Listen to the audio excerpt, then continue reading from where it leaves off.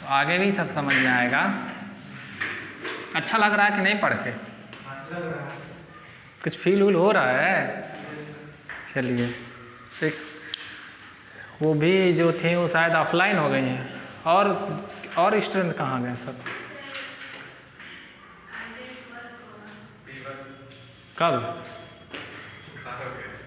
अभी कि कुछ देर? हैं, चलिए, हम लोग लिमिट निकालना सिखाए थे, मतलब बताए थे कि कैसे हम लोग शो करेंगे कि लिमिट एग्जिस्ट नहीं करता। क्यों? तो लिमिट हम क्या कहते हैं आप लोग को कि रियल एनालिसिस में हम लोग लिमिट कैसे निकालते हैं? ये चालू हो गया ना?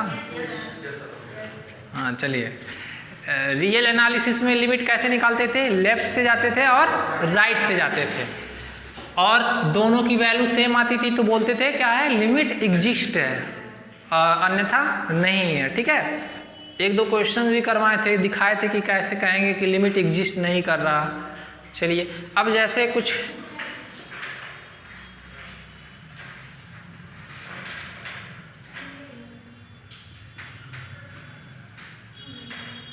कंटिन्यूटी देखिए, हम लोग रियल एनालिसिस में भी कंटिन्यूअस पढ़ते आ रहे हैं। आप लोग कहीं भी पढ़ेंगे continuous, differentiable, limit point, neighbourhood, ये सब जगह मिलेंगे। ठीक है, अभी तो नेबरहुड हम बताए नहीं है, लिमिट पॉइंट बताए नहीं, वो बताएंगे।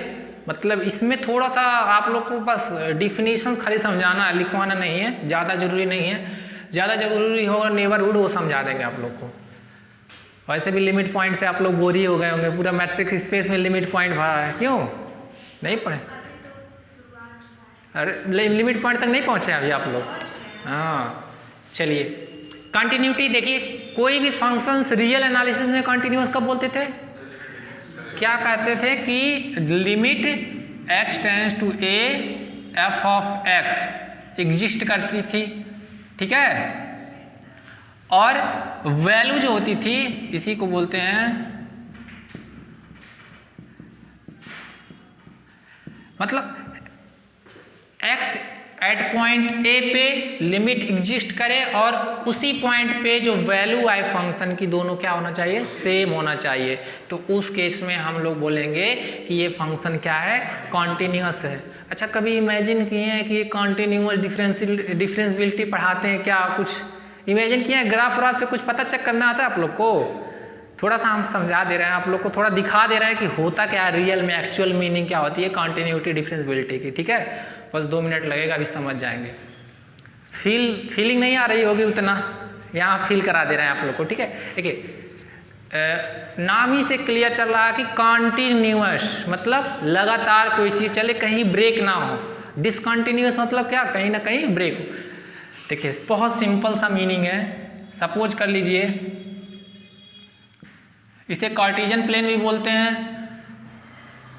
अच्छा, अभी हम कोई आप लोग कुछ ग्राफ जानते हैं बनाना? y बराबर x ग्राफ कौन सा लाइन होता है? ये ओरिजिन से जाता है ना। देखिए, ये भी एक फंक्शन है ना, कहीं ब्रेक हो रहा है क्या? कहीं ब्रेक ही नहीं हो रहा, तो फंक्शन क्या होगा? कॉन्टिन्यूअस होगा। अच्छा, y बराबर एक्स स्क्वायर का ग्राफ है ये, सॉरी ये 0 से पास करेगी, ओरिजिन से जाती है। ठीक है, पैराबोला बोलते हैं। ये भी कहीं ब्रेक हो रही है क्या? नहीं ना, ये भी क्या है? कॉन्टिन्यूअस है। ऐसा कुछ फंक्शन बना रहा है।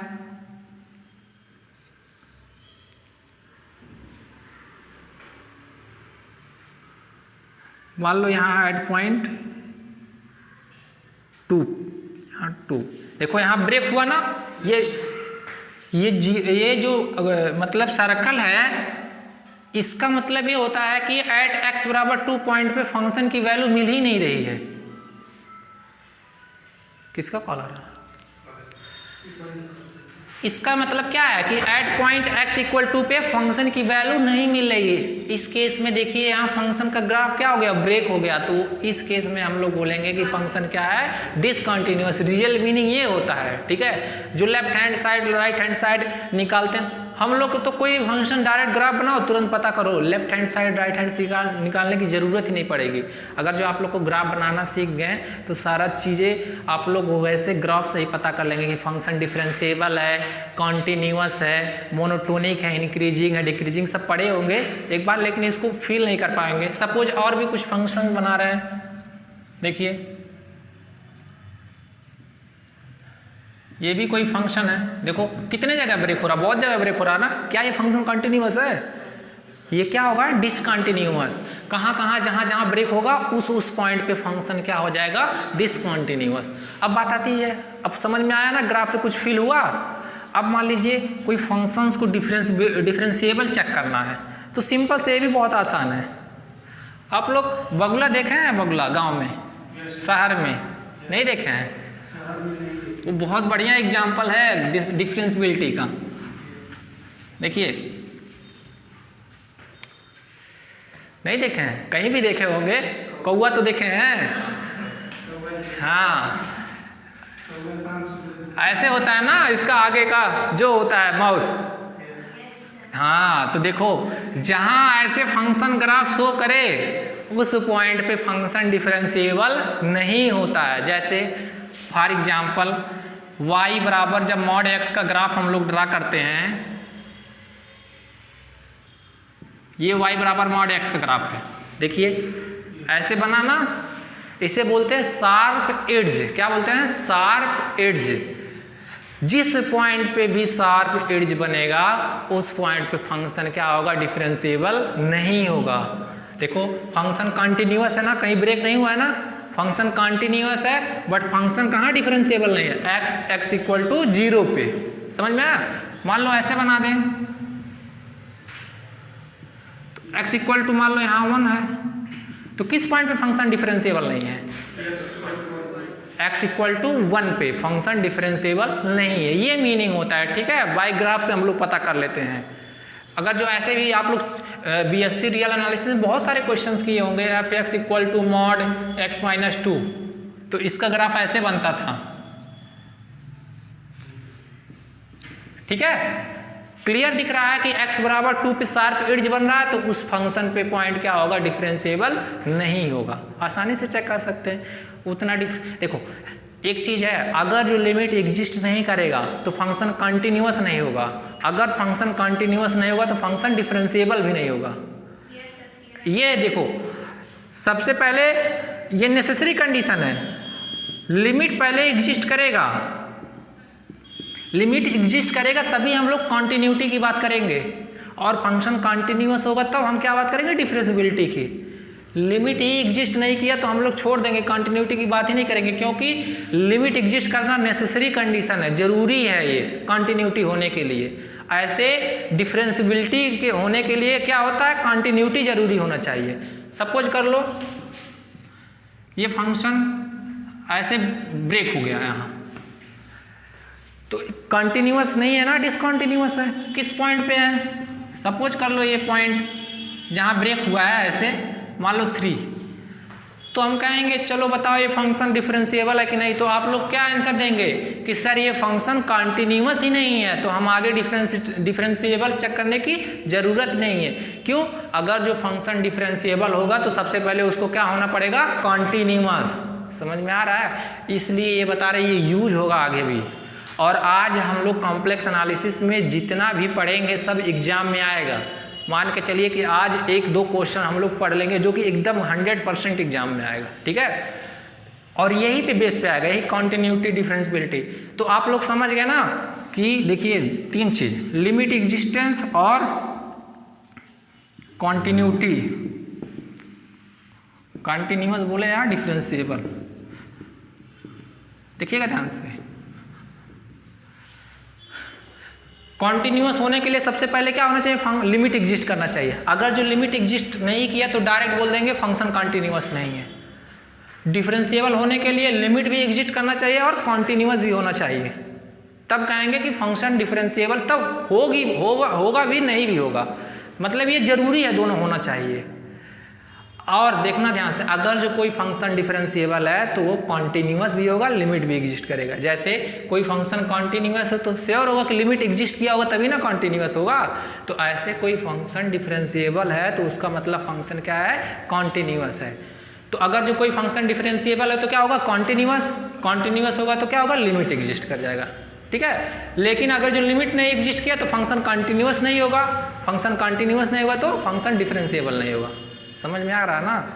हाँ, इस पे थ्योरम भी है बहुत अच्छा, और हर साल पूछा था 10 नंबर में कॉम्प्लेक्स एनालिसिस में, अभी बताएंगे। तो ये सारे रियल मीनिंग कुछ निकल के आ रहे हैं कि क्योंकि बच्चों को थोड़ा बहुत जानते हैं कि हम लोग थ्योरम रट के, डिफिनीशन रट के बोर हो चुके हैं। जब तक उसके बारे में थोड़ा डीपली नहीं पता रहता तो क्या समझ में आएगा, ऐसे रट के सब पास हो जाएंगे तो सही नहीं है। अब थोड़ा कुछ फील हुआ ना कि कॉन्टिन्यूटी कैसे देखेंगे, डिफरेंशिएबिलिटी कैसे देखेंगे, बता सकते हैं ना किसी को। तो ये देखिए ध्यान से, याद रखिएगा कि कोई फंक्शन अगर जो डिफरेंशिएबल है तो वो क्या होगा, कॉन्टिन्यूअस होगा। कॉन्टिन्यूअस होगा तो लिमिट एग्जिस्ट करेगा। अगर जो लिमिट ही एग्जिस्ट नहीं किया तो फंक्शन कॉन्टिन्यूअस नहीं होगा, और फंक्शन कॉन्टिन्यूअस नहीं होगा तो फंक्शन डिफरेंशिएबल नहीं होगा, ठीक है। इसको होने के लिए ये जरूरी है और इसको होने के लिए दोनों जरूरी है, ठीक है। समझ में आ गया बाबू। चलो, आप लोग बहुत समझदार हैं, लेकिन सभी लोग रेगुलर रहिए। अब ऐसे देखिए, आज 2 क्लास करने से आज कुछ नहीं, आज मेन क्लास है जो हम लोग एग्जाम के क्वेश्चंस करेंगे जो आएंगे, और इस बार भी आएंगे, हर साल आते हैं, ठीक है। बहुत ही इंपॉर्टेंट जान लीजिए कि पूरे कॉम्प्लेक्स एनालिसिस का सबसे ज़्यादा इंपॉर्टेंट क्वेश्चन आज ही हम लोग करेंगे, जो कि आएगा और हर साल पूछा जाता है। तो लिमिट का मतलब समझ गए, कॉन्टिन्यूटी भी बता दिए कि कोई फंक्शन, रियल एनालिसिस की बात कर रहे हैं कि कोई फंक्शन अगर जो कॉन्टिन्यूअस कब होगा, लिमिट भी एग्जिस्ट करे और उस पॉइंट पे वैल्यू सेम आना चाहिए, ठीक है। ऐसे कॉम्प्लेक्स एनालिसिस में limit z tends to z0 fz क्या आ जाए, fz0। कॉम्प्लेक्स एनालिसिस में अगर जो कोई फंक्शन, देखिए का limit exist, that means z tends to z0 exist करे और उस पॉइंट पे वैल्यू सेम आ जाए तो फंक्शन क्या होगा, कॉन्टिन्यूअस होगा। और एक चीज़ आप लोग को बताए थे इसके प्रीवियस लेक्चर में कि कोई फंक्शन पॉलिनोमियल है, ट्रिग्नोमेट्रिक है, तो ये सारे क्या होते हैं, कॉन्टिन्यूअस हो जाते हैं रियल में। लेकिन यहाँ केस में कि हम लोग पॉलिनोमियल को ही कंसीडर लेके चलेंगे कि अगर जो कोई फंक्शन पॉलिनोमियल है एक्स वाई में तो वो क्या होते हैं, कॉन्टिन्यूअस होते हैं, ठीक है। आप लोग को पढ़े नहीं है लगता है रियल जाके, तो उसमें बाकायदे से सब कुछ दिया है। चलिए, अब बात आता है कि कॉन्टिन्यूटी वैसे चेक करने के लिए कभी आता नहीं, आप लोग सिंपल फंक्शन देख के चेक कर ले, बता देंगे हम कॉन्टिन्यूटी है कि नहीं। डिफरेंशिएबिलिटी ये इंपॉर्टेंट है, पूरा कॉम्प्लेक्स एनालिसिस में यही डिफरेंशिएबिलिटी, एनालिटिक, होलोमॉर्फिक, रेगुलर, यही सब यूज होगा। तो यहाँ से समझिए मेन है, ठीक है, डिफरेंशिएबिलिटी।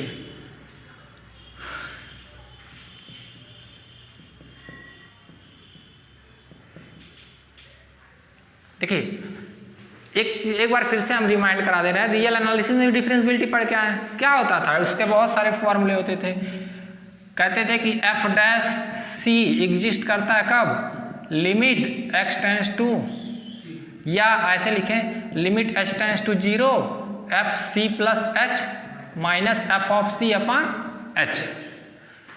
तो इस पॉइंट पे फंक्शन क्या होता था, डिफरेंशिएबल होता था, ये फॉर्मूला, ठीक है।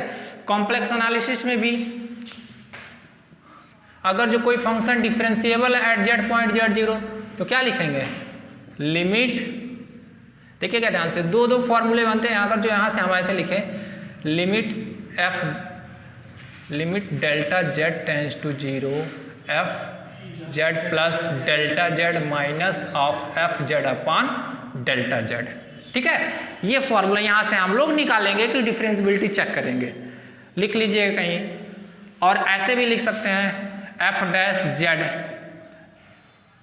ये भी फॉर्मूला होता है, limit z tends to z not F Z minus F Z not upon z minus Z not, ठीक है। दोनों जहां जैसा यूज होगा वो दोनों यूज करेंगे, दोनों का मीनिंग वही है। जैसे इसमें भी हम ऐसे एफ डैश सी और जो लिखेंगे तो limit X tends to C F X minus F C upon X minus C. यहाँ क्या किए हैं, सी को X plus H sorry X को क्या रिप्लेस कर दिया सी प्लस एच से, तो यही फॉर्मूला आ जाएगा। ठीक है, ये रियल एनालिसिस का फॉर्मूला है, ये कॉम्प्लेक्स एनालिसिस का। अब देखिए हम लोग सिंपल सा इसी फॉर्मूले से रख के बहुत सारे क्वेश्चन सॉल्व कर लेंगे। डिफरेंशियबिलिटी का मीनिंग आपको ऑलरेडी समझा ही दिए हैं, कॉन्टिन्यूटी का भी मीनिंग। तो सबसे पहले हम आप लोग को यही बताते हैं कि अगर जो कोई फंक्शन डिफरेंशियबिलिटी चेक करने के सबसे पहले हम लोग क्या चेक कर लेंगे, कॉन्टिन्यूअस है कि नहीं। कॉन्टिन्यूअस होगा तब आगे बढ़ेंगे, कॉन्टिन्यूअस नहीं होगा तो हम लोग कह देंगे कि फंक्शन कॉन्टिन्यूअस ही नहीं है तो डिफरेंशिएबल ही नहीं होगा। क्यों, चलो ये लिख लीजिए फॉर्मूला, तब हम एक दो क्वेश्चंस करा देते हैं। एक क्वेश्चन है आप लोग के बहुत बार आया है, बहुत बार पूछा गया है और ये हर एक कंपटीशन में भी आता है। ये फर्स्ट चैप्टर का क्वेश्चन है एक्सरसाइज का, सेकंड का भी है। और कितना बुक नहीं लिए हैं क्या आप लोग? कॉम्प्लेक्स नंबर ये चैप्टर का फर्स्ट चैप्टर चला, फिर आज एनालिटिक फंक्शन भी चला।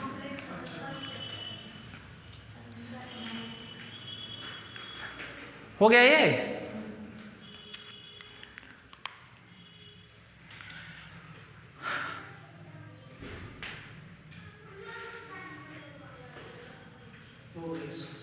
देखिए क्वेश्चंस तो बहुत आसानी से आप लोग लगा लेंगे, बहुत इजी। कॉम्प्लेक्स में क्वेश्चंस लगाने में कुछ भी नहीं दम है, एकदम बहुत इजीली लग जाएगा। बट क्या है ना, थोड़ा चीज़ों को समझिए। हम इसलिए कह रहे हैं कि थोड़ा समझे रहेंगे तो थोड़ा इंटरेस्ट भी लगेगा लगाने में। रट के तो जा नहीं सकते ये सब, क्यों। चलो और किसी को कभी भी कोई भी डाउट हो तो बीच में ही पूछ लिया करिए। इंपॉर्टेंट डाल लीजिए थ्योरम।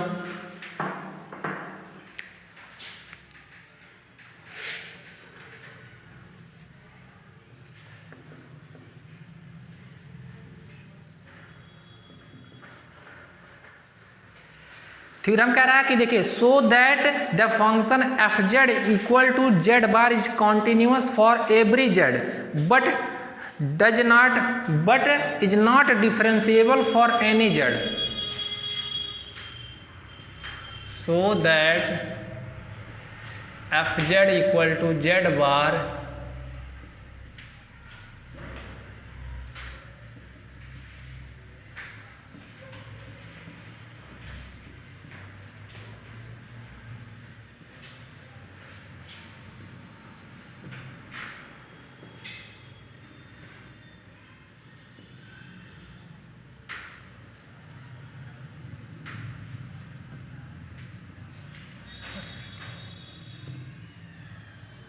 देखिए आप लोग को पहले क्वेश्चन का मीनिंग समझा देंगे, तब आसानी से क्वेश्चन हम लोग लगा सकते हैं। क्वेश्चन क्या कह रहा है आप लोग देखिए, सिंपल सा चीज कह रहा है क्वेश्चन। कह रहा है कि function F Z equal to Z bar, पढ़ाए थे जेड बार क्या होता है, कॉन्जुगेट होता है जेड का।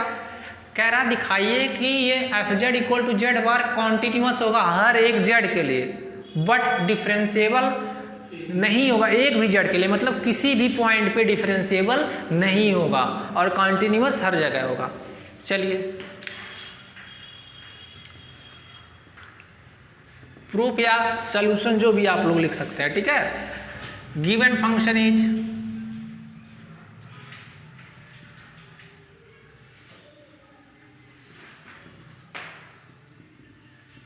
F Z equal to Z bar, इसको क्या लिख सकते हैं जी, एक्स माइनस आई वाई। ये तो एक्स वाई में पॉलिनोमियल है, एक्स वाई में पॉलिनोमियल है और पॉलिनोमियल फंक्शन हर जगह कॉन्टिन्यूअस होता है। क्या होता है, हर जगह कॉन्टिन्यूअस होता है, बताए भी हैं। अच्छा किसी भी पॉइंट पे लिमिट निकालेंगे, आप लोग अपने मन से देखिएगा, किसी भी पॉइंट पे लिमिट निकालिएगा और उस पे फंक्शन की वैल्यू निकालिएगा, सेम आएगा। फॉर एग्जांपल आप कोई कॉम्प्लेक्स नंबर बताइए, जैसे कहेंगे कि लिमिट z टेंस टू, हम एक आर्बिट्रेरी नंबर ले रहे हैं z0, ठीक है। तो z0 क्या होगा जी, x0 प्लस, ये जीरो बोलते हैं या नॉट बोलते हैं, x not plus i not, i y not. तो ये क्या होगा, जब एफ जेड लिखेंगे तो लिमिट जब जेड जीरो की टेंड करेगा तो ये कहाँ, ये दोनों जीरो पे टेंड करेंगे।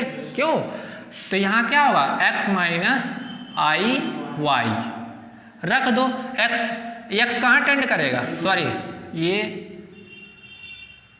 एक्स वाई टेंड करेगा एक्स नॉट वाई नॉट पे। अगर जो जेड जीरो पे टेंड करा तो एक्स कहाँ टेंड करेगा, एक्स जीरो पे और वाई जीरो पे। ठीक है, तो डायरेक्ट ये पॉलिनोमियल है, कुछ कहीं डिस्कशन मतलब करना ही नहीं, डायरेक्ट वैल्यू रख देना। तो क्या आ जाएगा, x not minus i y not. ठीक है,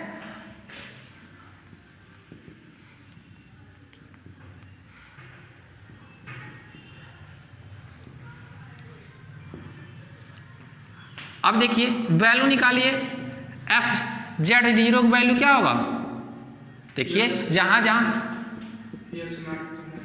जहां एक्स है, सॉरी जहां एक्स वाई एक्स नॉट रखेंगे और जहां वाई नॉट, तो यहां से क्या कंक्लूजन निकला जी, limit z tends to z zero f Z equal to F z zero.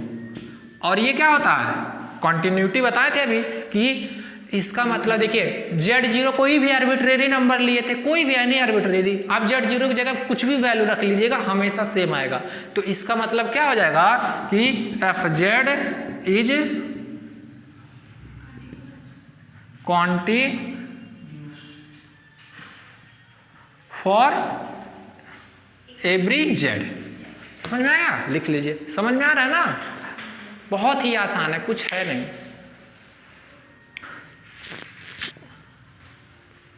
बाबू यहाँ अगर जो दिक्कत होगी तो पूछ लीजिएगा। देखिए जेड कहाँ जा रहा है, जेड जीरो पे, तो जेड को क्या लिख सकते हैं, ऑर्डर पेयर में एक्स वाई, और इसको क्या लिख सकते हैं, ऑर्डर पेयर में ना, तो एक्स वाई कहाँ जाएगा, एक्स नॉट वाई नॉट पे। बस बहुत सिंपल है।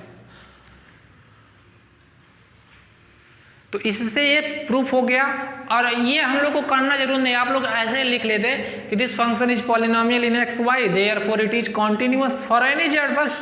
लेकिन हम प्रूफ करा दिए। ये तो अभी एक पार्ट हुआ, अब हम लोग को क्या दिखाना है, कहीं भी नहीं होगा डिफरेंशिएबल। क्यों,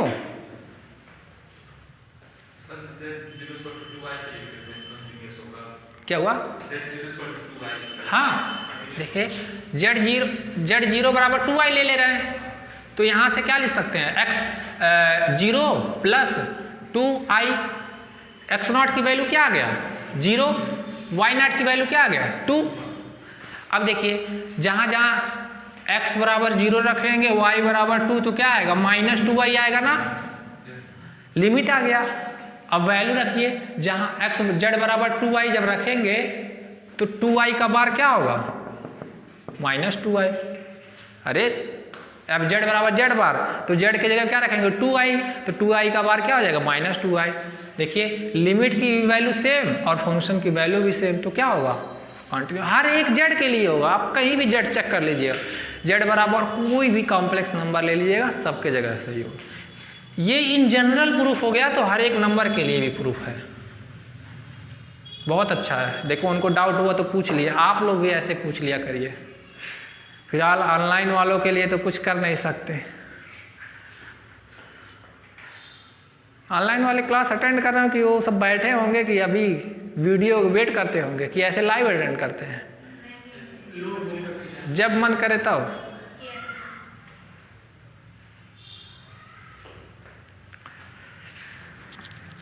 ऐसे पढ़ाई थोड़ी होता है।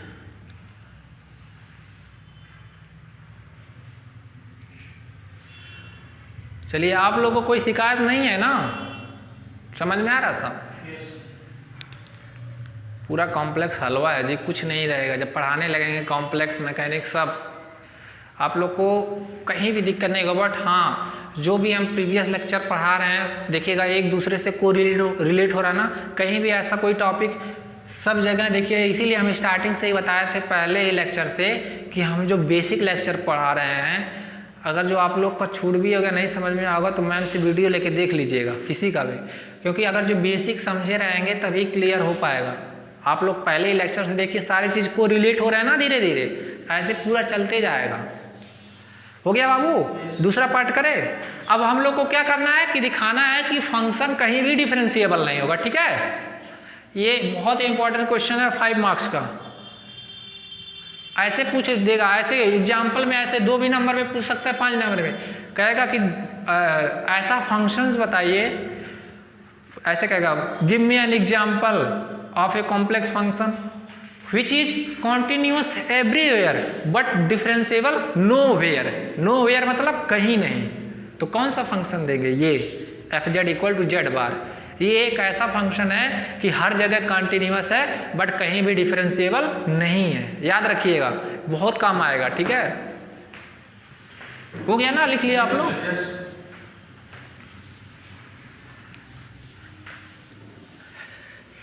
थोड़ा सा कॉम्प्लेक्स नाम ही से लग रहा होगा कि कॉम्प्लेक्स, जटिल, क्यों, लेकिन डरना नहीं है, डरना नहीं है। हम लोग कॉम्प्लेक्स को कॉम्प्लेक्स नहीं बनाएंगे, इजी बनाएंगे। चलिए अब एफ डैश जेड निकालेंगे, तो फॉर्मूला अभी क्या बताए थे, limit delta Z tends to 0 F z plus delta z minus f of z upon delta Z.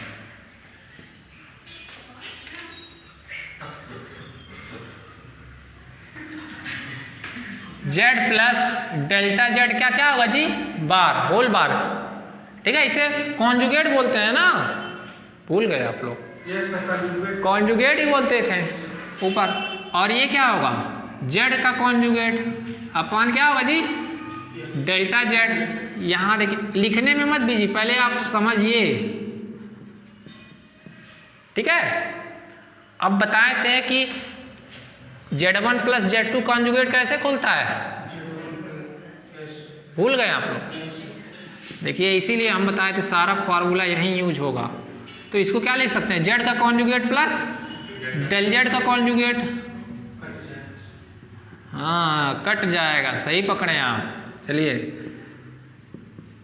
ठीक है, limit delta Z tends to, अब इससे बड़ी उपलब्धि क्या होगी मेरे लिए, अगला स्टेप आप लोग समझ जा रहे हैं। चलिए हो गया ना। अब देखिए बाबू, फिर वही केस, अब क्या करेंगे, अगर जो लिमिट एक तरह से एग्जिस्ट होगा तो कहीं से भी निकाले, क्योंकि पूरा प्लेन है, बताया थे उस दिन कि हर एक तरफ से एग्जिस्ट होना चाहिए। कह रहा जब डेल्टा जेड 0 पे टेंड करे, तो अब 2 केस हम लोग जानते हैं, देखिएगा ध्यान से, जेड बराबर क्या होता है, एक्स प्लस आई वाई, तो डेल्टा जेड बराबर क्या होगा जी, delta x plus i delta y. कोई दिक्कत, case first, if delta Z tends to 0 along y axis, कोई भी, तो जब Y axis delta z 0 tend करेगा तो डेल्टा एक्स की वैल्यू क्या होगी, 0 होगी, नहीं होगी, और डेल्टा वाई कहाँ टेंड करेगा, 0 पे। अब देखिए, तो लिमिट यहाँ क्या लिखेंगे, डेल्टा वाई टेंड्स टू 0, और डेल जेड का बार क्या होगा जी, डेल एक्स का बार माइनस आई डेल वाई का बार। कोई दिक्कत। अब देखिए क्या हुआ, किस पे, हाँ बार रहेगा, बार रहेगा पूरे पे। देखिए अब देखिए डेल्टा जेड यहाँ जहाँ जहाँ, अब हम लोग डेल्टा एक्स की वैल्यू क्या है, 0 है, तो डेल्टा एक्स की वैल्यू क्या रखेंगे बाबू, 0, तो क्या आएगा, माइनस आई डेल्टा वाई बार अपान, बार नहीं रहेगा, हाँ सही है, कॉन्जुगेट हट जाएगा, ये रियल पार्ट है, ये रियल पार्ट है, उस पर नहीं बार लगेगा, सही बोल रहे हैं। तो यहाँ क्या होगा, i delta y upon delta y, ठीक है, तो कट जाएगा, ये क्या बचेगा, माइनस आई, ठीक है। चलो i delta y, del Z bar क्या होगा, हाँ सही है। चलो यहाँ ऊपर लिख दे case second, case second, if delta Z tends to 0 along x axis, तो क्या होगा जी डेल्टा वाई 0,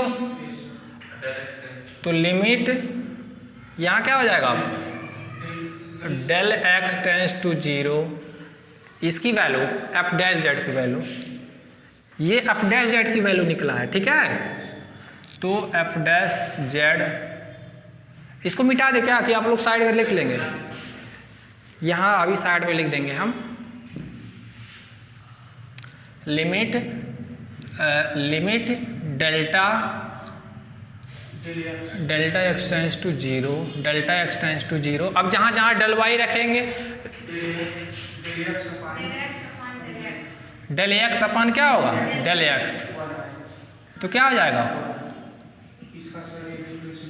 देखिए एक बार लिमिट एक्स एक्सिस के अलॉन्ग क्या आ रहा 1 आ रहा है और वाई एक्सिस के अलॉन्ग क्या आ रहा -1 आ रहा है। कभी ये दोनों इक्वल होंगे, कभी नहीं इक्वल होंगे, तो मतलब फंक्शन कहीं भी डिफरेंशिएबल नहीं है। अगर जो जहाँ जिस पॉइंट पे दोनों इक्वल होते उस पॉइंट पे तो होता, बट ये दोनों डिफरेंट है, कहीं इक्वल होंगे जी, ठीक है। तो लिख लो, यहाँ आप लोग लिख लेना जेड बराबर एक्स प्लस आई वाई, तो डेल्टा जेड बराबर क्या होगा, सॉरी डेल्टा जेड बराबर del X plus i delta Y. अब वैसे यहाँ लिख लीजिएगा Z bar x minus i y, तो डेल्टा जेड बार बराबर क्या होगा डेल एक्स माइनस आई डेल्टा वाई, ठीक है। चलो अभी जिसको समझ में नहीं आया वो पूछ ले, एक बार अभी हम रिपीट कर देंगे।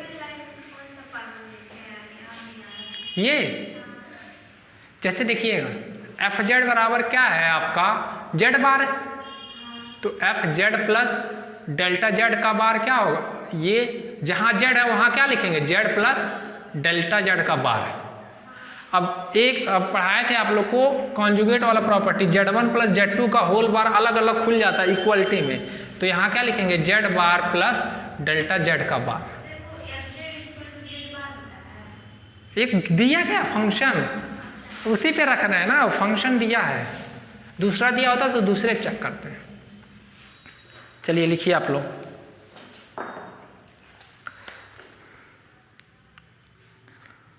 एक हो गया है,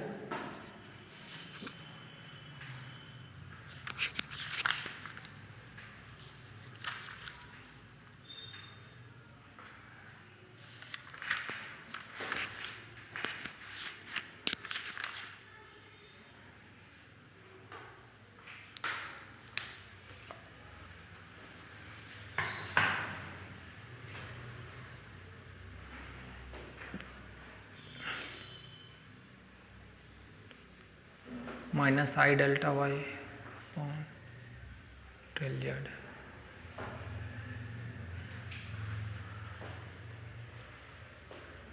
कंफ्यूज मत होइएगा, अभी एक बार हम समझा भी देंगे।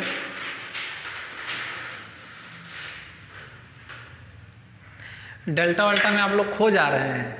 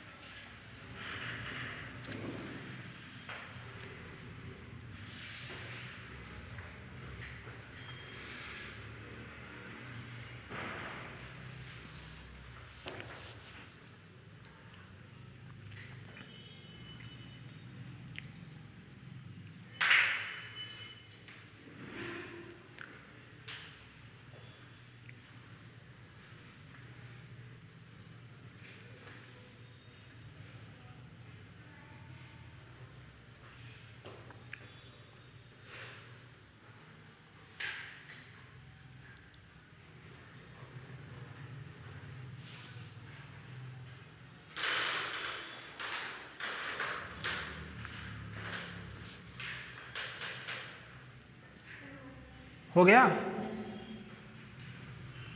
लिख लीजिए, सभी लोग लिख लीजिए।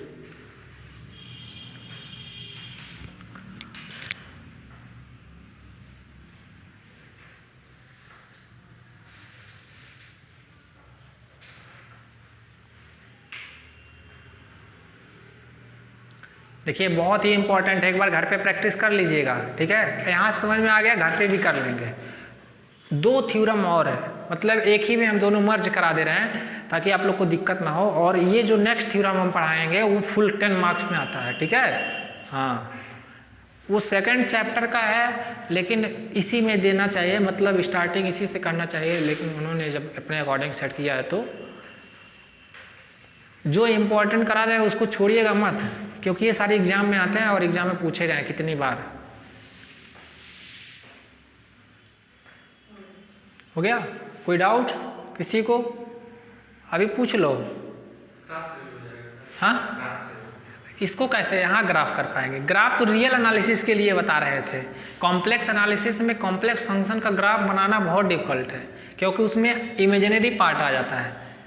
ग्राफ हमेशा हमारे रियल लाइन का मतलब जो रियल में बनाते हैं, ठीक है। ये हो गया।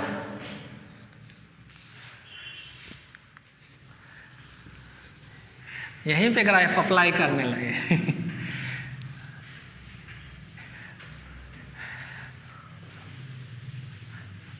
बाबू कॉम्प्लेक्स और रियल में बहुत डिफरेंस है। रियल तो जानिए, वही तो हम आप लोग को बता रहे थे कि रियल बहुत ही छोटा है, इतना है। कॉम्प्लेक्स बहुत बड़ा है। रियल एक लाइन है, इस पे काम करना है। और कॉम्प्लेक्स क्या? पूरा प्लेन, ठीक है। अब आप सोच लीजिए कॉम्प्लेक्स से पूरा ब्लैक बोर्ड है, पूरा ब्लैक बोर्ड, पूरा स्पेस ही है, पूरा प्लेन ही दिया है, और एक लाइन ये रियल है, तो बहुत अंतर है। इसमें क्या होता है, हम लोग एक्स एक्सिस वाई एक्सिस को एज्यूम करके एक्स की वैल्यू रख के डिफरेंट वाई की वैल्यू मिलती है तो हम लोग स्केच कर सकते हैं।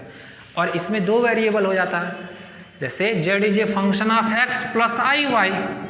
अब इसमें एक्स की वैल्यू रखना, वाई की भी वैल्यू रखना, तब हमको जेड की वैल्यू मिलेगी। तो इसीलिए इसमें ग्राफ बनाना डिफिकल्टी हो जाता है, इनफैक्ट बन ही नहीं पाएगा ग्राफ, ठीक है। चलो नेक्स्ट थ्योरम आप लोग लिख लीजिए, ये भी बहुत इंपॉर्टेंट है। देखिए इस थ्योरम को हम लोग जोड़ दे रहे हैं, इस थ्योरम को हम 2 साथ जोड़ दे रहे हैं, ठीक है, ताकि एक ही क्वेश्चंस में आप लोग का दोनों प्रिपेयर हो जाएगा।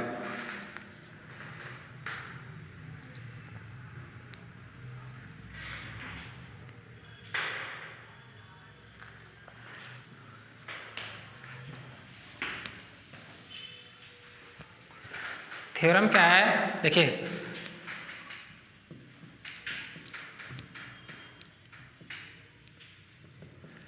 कंटिन्यूटी इज नेसेसरी कंडीशन, ठीक है। Continuity is necessary but not sufficient. अभी हम बता दे रहे हैं, थ्योरम का मीनिंग भी बता दे रहे हैं आपको। सफिशिएंट कंडीशन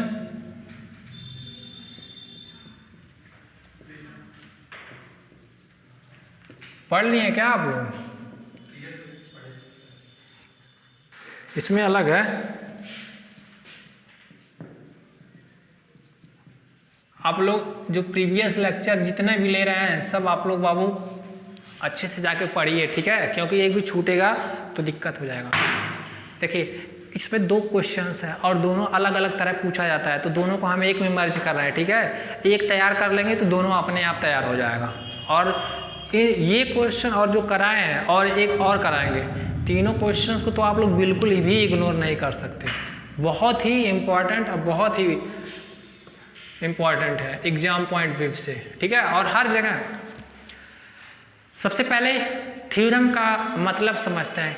कह रहा कि continuity is necessary but not sufficient for the existence of a finite derivative. Derivative अभी हम लोग फॉर्मूला पढ़े हैं, F dash Z equal to limit del Z tends to 0 F Z, 2 formula लिखवाए थे ना। तो ये थ्योरम क्या कह रहा है कि किसी भी फंक्शंस को डिफरेंशिएबल होने के लिए कॉन्टिन्यूटी क्या है? नेसेसरी कंडीशन है। मतलब अगर जो फंक्शन डिफरेंशिएबल है तो फंक्शन को कॉन्टिन्यूअस होना पड़ेगा, बट नॉट सफिशिएंट। देखिएगा ध्यान से, अगर जो फंक्शन डिफरेंशिएबल है तो क्या होना पड़ेगा, और कोई फंक्शन कॉन्टिन्यूअस है तो कोई फंक्शन कॉन्टिन्यूअस है तो जरूरी नहीं कि डिफरेंशिएबल हो। यही कह रहा थ्योरम, कह रहा कि दिखाइए कि अगर जो कोई फंक्शन डिफरेंशिएबल हो तो वो कॉन्टिन्यूअस होगा, बट कोई फंक्शन कॉन्टिन्यूअस है तो जरूरी नहीं डिफरेंशिएबल हो। पिछला थ्योरम ही पढ़े हैं, फंक्शन क्या था, कॉन्टिन्यूअस था ना, बट डिफरेंशिएबल नहीं हुआ ना। तो वही चीज हम, अगर जो डिफरेंशिएबल होगा तो क्या होगा, कॉन्टिन्यूअस होगा। कॉन्टिन्यूअस रहे तो कुछ भी नहीं कर सकते, डिफरेंशिएबल हो भी सकता है नहीं भी हो सकता है। समझ में आया? तो वही कह रहा कि continuity is necessary but not sufficient, मतलब डिफरेंशिएबल होने के लिए कॉन्टिन्यूटी नेसेसरी होना है, मतलब जरूरी है, कॉन्टिन्यूअस होना पड़ेगा। अगर जो कोई फंक्शन कॉन्टिन्यूअस हो जाए तो जरूरी नहीं डेरिवेटिव वो सफिशिएंट पार्ट होता है। ठीक है, चलो नेसेसरी पार्ट। तो हम देखिए इसमें क्या लेके चलेंगे, पहले हम मान लेंगे कि फंक्शन डिफरेंशिएबल है, तो फिर दिखा देंगे क्या, फंक्शन कॉन्टिन्यूअस, ये नेसेसरी पार्ट है। ठीक है,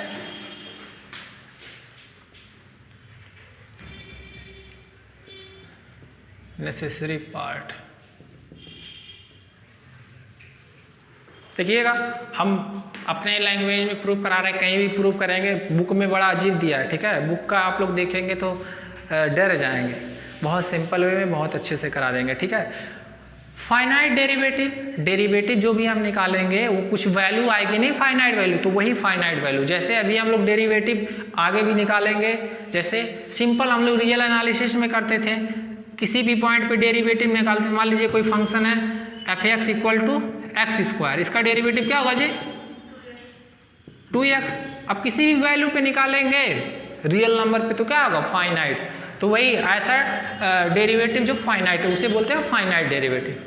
चलो, तो हम लोग क्या मान के चलेंगे कि सबसे पहले मानेंगे कि let F Z be differentiable function at point Z equal to Z not. ठीक है, तो फिर वही दिखा देंगे कि फंक्शन क्या होगा, कंटिन्यूअस हो जाएगा। तो ये हमारा necessary part, let F Z be differentiable at point Z equal to Z not. क्यों, कोई दिक्कत? तो अकॉर्डिंग टू दिस डिफिनीशन क्या लिखेंगे, F dash Z limit Z tends to Z not F Z minus F Z not upon Z minus Z naught. देखिए दो formula लिखाए हैं, सिचुएशन के अकॉर्डिंग हम दोनों फॉर्मूला कहीं भी यूज कर सकते हैं, जहां जैसे जिसकी जरूरत रहेगी। ठीक है, तो ये डेरिवेटिव का फॉर्मूला हम मान लिया कि फंक्शन अगर जो डिफरेंशिएबल एट पॉइंट जेड पे तो दिस होगा। अब देखिए हम कुछ सेटअप कर रहे हैं, now F Z minus F Z not, F Z minus F Z not क्या कर रहे हैं, जेड माइनस जेड नॉट से मल्टीप्लाई कर दे रहे हैं, जेड माइनस जेड नॉट से डिवाइड कर दे रहे हैं। कर सकते ना, देखिए ये दोनों कट जाएंगे, यही आएंगे ना। क्या कर रहे हैं, दोनों तरफ लिमिट ले रहे हैं, limit Z tends to Z not F Z minus F Z naught limit Z tends to Z not F Z minus F Z not upon Z minus Z not, और ये इसी में रहेगा। अगर जो दो फंक्शन पे लिमिट है तो इस पे भी अप्लाई होता है, इस पे भी अप्लाई होता है, रियल एनालिसिस का प्रॉपर्टी पढ़े।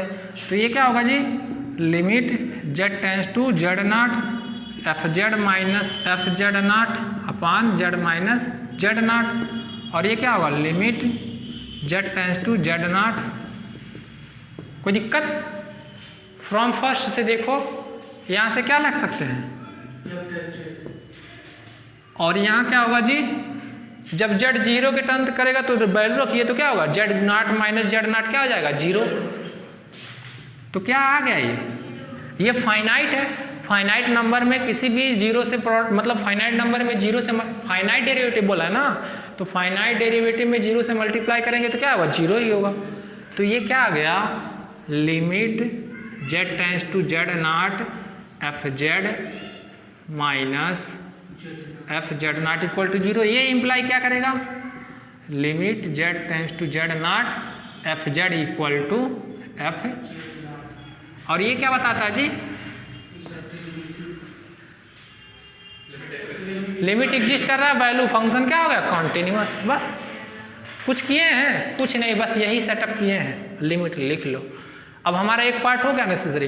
क्या लिए थे, फंक्शन क्या था, डिफरेंशिएबल था, क्या दिखा दिए, फंक्शन कॉन्टिन्यूअस। लिखो तब बता रहा है आगे। आसान लग रहा है ना, हाँ। मैट्रिक वैट्रिक स्पेस में तो अच्छा ही होगा सब्जेक्ट, नहीं है? सब जगह ओपन क्लोज पढ़ पढ़ के तुम लोग बोर भी हो गए होंगे। हम लोग भी मैट्रिक स्पेस में बहुत प्रॉब्लम्स होती थी, क्योंकि बहुत थ्योरी है। मैट्रिक स्पेस अच्छे अच्छे लोग पढ़ा भी नहीं पाते। मैम का बहुत स्ट्रांग एरिया है मैट्रिक स्पेस। क्या हुआ, अच्छा ही लगेगा, आप लोग समझ के पढ़ेंगे तो सारी चीज़ें अच्छा लगेंगी।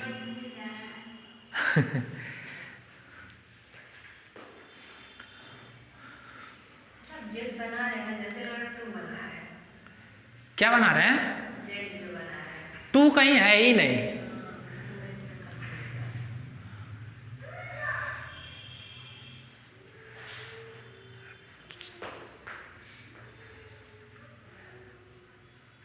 अरे मेरा टू ऐसे बनता है, डोंट वरी, ये टू है, आप लोग पहले बता दे रहे हैं। और जेड ऐसे ही बनाते हैं हम, जहाँ कहीं भी टू लिखना रहेगा तो हम ऐसे टू बनाते हैं, और 4 ऐसे यूज करते हैं, स्टैंडर्ड वाला।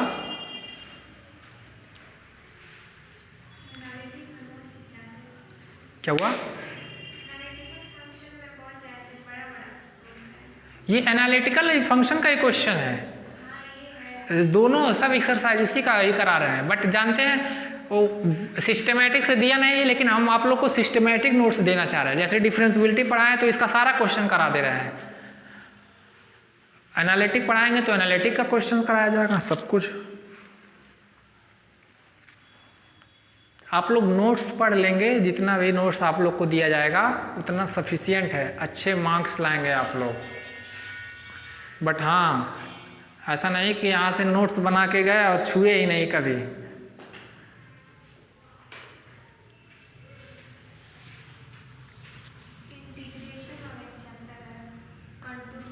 Complex integration 3rd chapter. कहाँ से तुम पढ़ वढ़ लिए सब,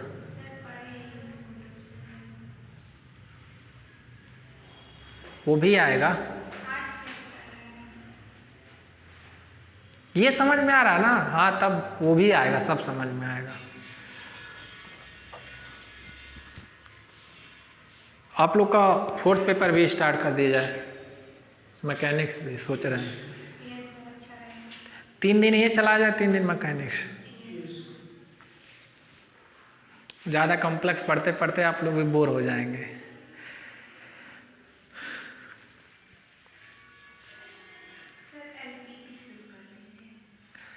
वो मैम की प्रॉब्लम है, क्या स्टार्ट करते हैं, वो जैसे बोलेंगे उसी के अकॉर्डिंग चलेगा, ठीक है।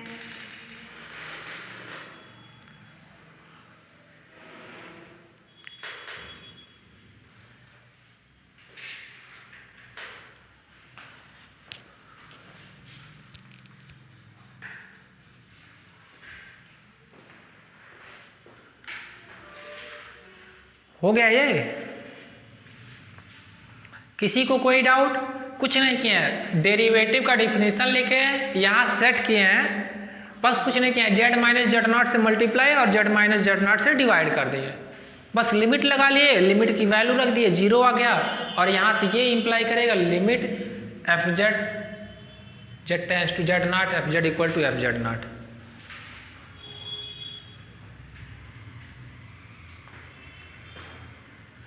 तो ये नेसेसरी पार्ट हो गया। अब दिखाना है कि ये कॉन्टिन्यूटी सफिशिएंट नहीं होगा, कि मतलब कोई फंक्शन कॉन्टिन्यूअस है तो जरूरी नहीं डिफरेंशिएबल है। उसके लिए हम क्या करेंगे, एक एग्जाम्पल ले लेंगे, फंक्शन कॉन्टिन्यूअस होगा बट कहीं भी डिफरेंशिएबल नहीं होगा, ठीक है। 2 एग्जाम्पल, ये हो गया।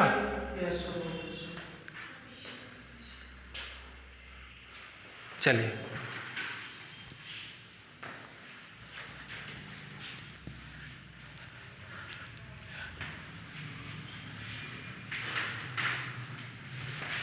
आप लोग ऐसे भी लिख सकते हैं, converse need not be true. Converse देखिए दो चीज, चाहे कन्वर्स नीड नॉट ट्रू बोलिए चाहे नॉट सफिशिएंट। अभी हम लोग क्या दिखाए हैं कि कोई फंक्शन डिफरेंशिएबल है तो कॉन्टिन्यूअस होगा। कन्वर्स नीड नॉट ट्रू मतलब अगर जो कोई फंक्शन कॉन्टिन्यूअस है तो जरूरी नहीं डिफरेंशिएबल होगा। लास्ट में उसमें कुछ एक लाइन लिख लीजिए, क्या मिला था, limit z tends to z not F Z equal to क्या मिला था जी, this imply that F Z is continuous. क्यों, फॉर एवरी जेड, हर एक जेड के लिए फंक्शन क्या होगा, कॉन्टिन्यूअस होगा। लिमिट भी एग्जिस्ट कर गया, वैल्यू भी सेम। अब देखिए converse need not be true, converse need not be true. Counter example, first दो एग्जाम्पल देंगे, आप लोग जो मर्जी, आप लोग को जो आसान लगे।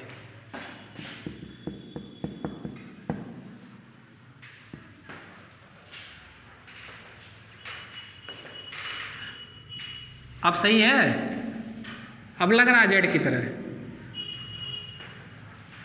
चलिए देखिए अभी पीछे आप लोग को कराए ना, ये फंक्शन क्या है, कॉन्टिन्यूअस है हर जगह बट डिफरेंशिएबल नहीं है। ये प्रूफ करा चुके हैं, कराने की जरूरत नहीं।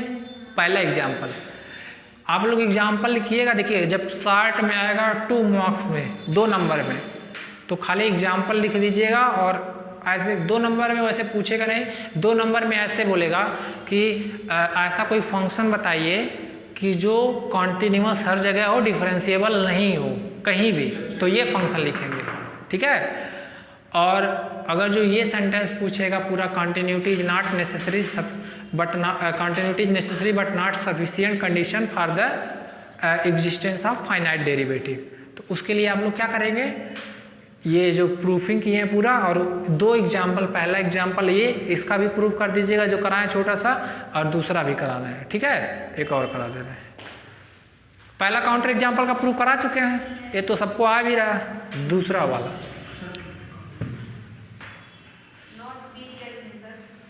Need not be true, need not be true, TRUE है।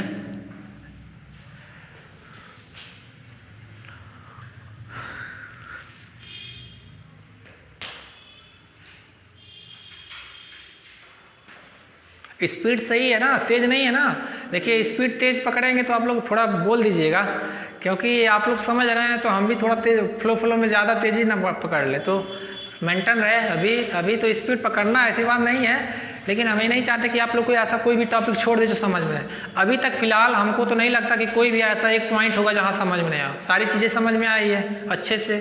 चलिए अच्छी बात है, समझ गए आप लोग, समझदार हैं।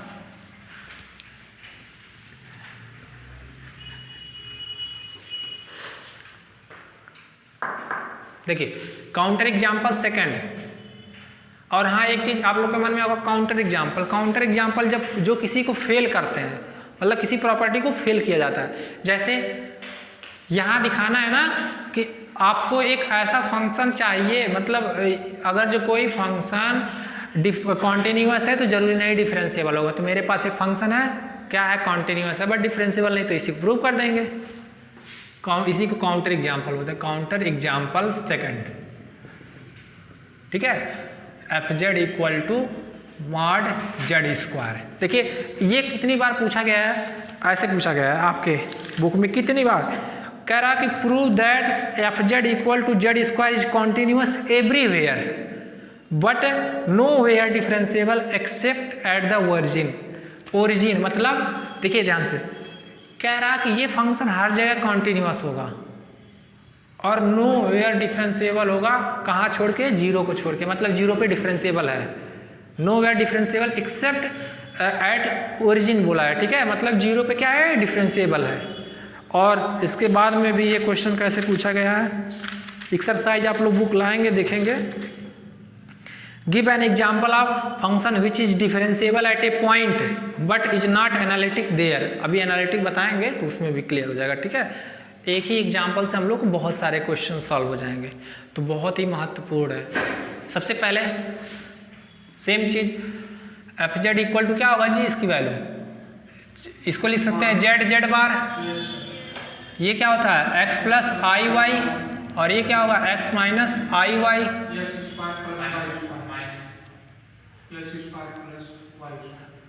वो वैल्यू होती है एक्स स्क्वायर प्लस, वैसे भी जेड स्क्वायर की वैल्यू क्या होती है हमारे जेड स्क्वायर की X square plus Y square. तो ये तो पॉलिनोमियल एक्स वाई में डायरेक्ट लिख देंगे, this is polynomial in x Y and we know that every polynomial of X Y is continuous everywhere, ठीक है। तो लिख दें, चलिए दिस इज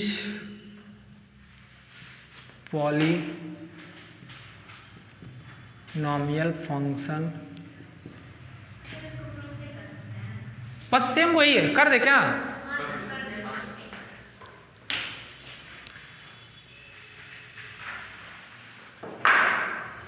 लिमिट क्या निकालेंगे, एक हम मान लेंगे let Z any arbitrary number complex number, ठीक है, कोई भी आर्बिट्रेरी कॉम्प्लेक्स नंबर है, तो लिमिट निकालिए, limit Z tends to Z not, कोई दिक्कत।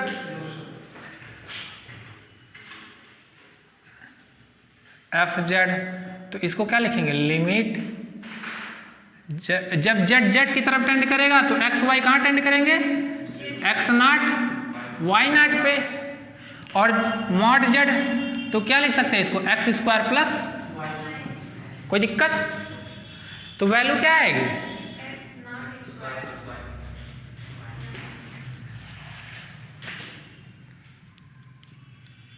ठीक है। हाँ हम बताए थे स्टैंडर्ड में कभी कभी लिख देते हैं ये सी, ठीक है, आर क्यू जेड एन, पहले ही लेक्चर में बता दिए थे, ठीक है। और मेन यही लिखे जाता है, यही लिखा ही जाता है, क्योंकि आप लोग बीएससी में पहुंच गए, कोई बात नहीं, लीजिए हटा दे रहे हैं, सब अपना लिखने का तरीका है। अब हम लोग पहले हमारा हायर स्टैंडर्ड पढ़ के आए हैं हम लोग, तो वही लिखा जाता है, कोई दिक्कत नहीं, बच्चे कंफ्यूज ना हो जाए तो इसलिए लिख देते हैं, ठीक है, उससे कोई दिक्कत नहीं। देखिए जो फॉरेन राइटर की बुक होगी, जो फॉरेन बुक होगी, हम लोग के यहाँ कौन जानकार है। आप कहीं भी बीएचयू का एंट्रेंस निकालिए, कहीं भी आईआईटी जैम, कहीं भी अच्छे जगह जाएंगे तो यहाँ की बुक पढ़ के थोड़े कुछ कर पाएंगे, कभी नहीं। जब तक आप फॉरेन की बुक नहीं पढ़ेंगे तब तक आप लोग कुछ भी नहीं कर पाएंगे। यहाँ तो खाली पास होने के लिए पढ़ा जाता है। तो जो फॉरेन के बुक्स होते हैं, जो उनके नोटेशन सिंबल होते हैं, वो मेन स्टैंडर्ड में ही होते हैं, ठीक है। तो उससे कोई प्रॉब्लम नहीं, आप लोग जैसे यूज करें। अरे अभी से हम लोग इंग्लिश में पढ़ेंगे तो आगे इंग्लिश मजबूत होगा, पहले जैसे। अब मान लीजिए कोई भी चीज़ अगर जो पहले से ही प्रैक्टिस होती है तो आगे चल के हम लोग उसी में मर्ज हो जाते हैं, धीरे धीरे वो उसी में हम लोग ढल जाते हैं, तो कोई दिक्कत नहीं। यहाँ सी चाहे यूज करिए चाहे सी, वो तो हम पहले लेक्चर में बता दिए थे, कोई मतलब नहीं, दोनों का मीनिंग वही है। बस उसको जो अच्छी बुकें होती हैं उसमें वो नोटेशन डाल दिए हैं, और जो ये लोकल बुक्स होते हैं उसमें ये नोटेशन डाल दिए। मेरा ये कहने का नहीं मतलब कि ये बुक खराब है भाई, हम लोग को यही पास करा रहा था, हम लोग के लिए तो यही अच्छी है, क्यों।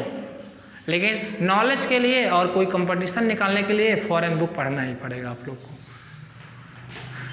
जो आगे पढ़ना चाहता है, ठीक है। एफ जेड नॉट, देखिए हम लोग लिमिट एफ जेड की निकाल लिए। एफ जेड नॉट क्या होगा जी, जेड नॉट का, तो ये क्या होगा z not bar z not, क्यों, x not minus i not i y not x not plus i y not, ये क्या आएगा, hence limit Z tends to, हो गया कि नहीं।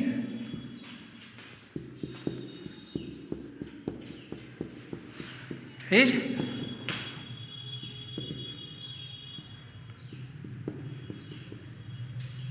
एवरी, लिख लीजिए, मुझे कोई दिक्कत नहीं, आप लोग जिस हिसाब से समझे। लैंग्वेज में भी आप लोग लिख लीजिएगा, बट लैंग्वेज में लिखने से ये क्या होता है कि ये आप लोग का थोड़ा लेंदी नहीं होता। बट प्रूफिंग वाला सही है, क्यों? लैंग्वेज में नंबर भी काट सकते हैं भाई, उन लोग को प्रूफ चाहिए।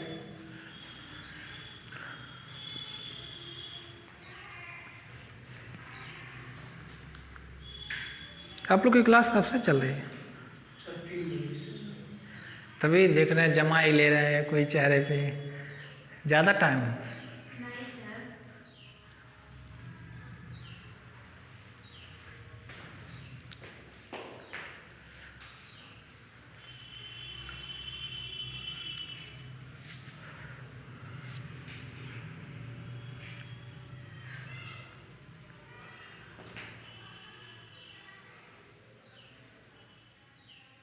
ये क्वेश्चंस घुमा घुमा के कितनी बार पूछा गया है, अभी हम बता भी देंगे कि कैसे कैसे पूछ सकता है, तो आप लोग का एक ही आंसर होगा।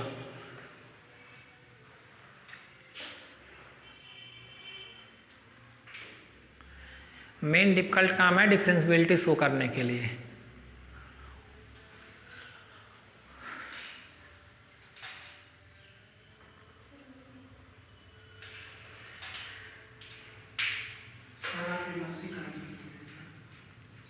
क्यों, क्या हुआ? मेरे पढ़ाई पे कोई डाउट है क्या आपको? क्या हुआ?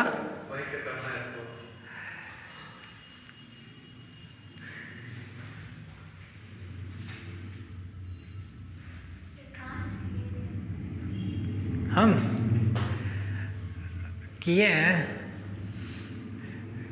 कहीं से किए हैं,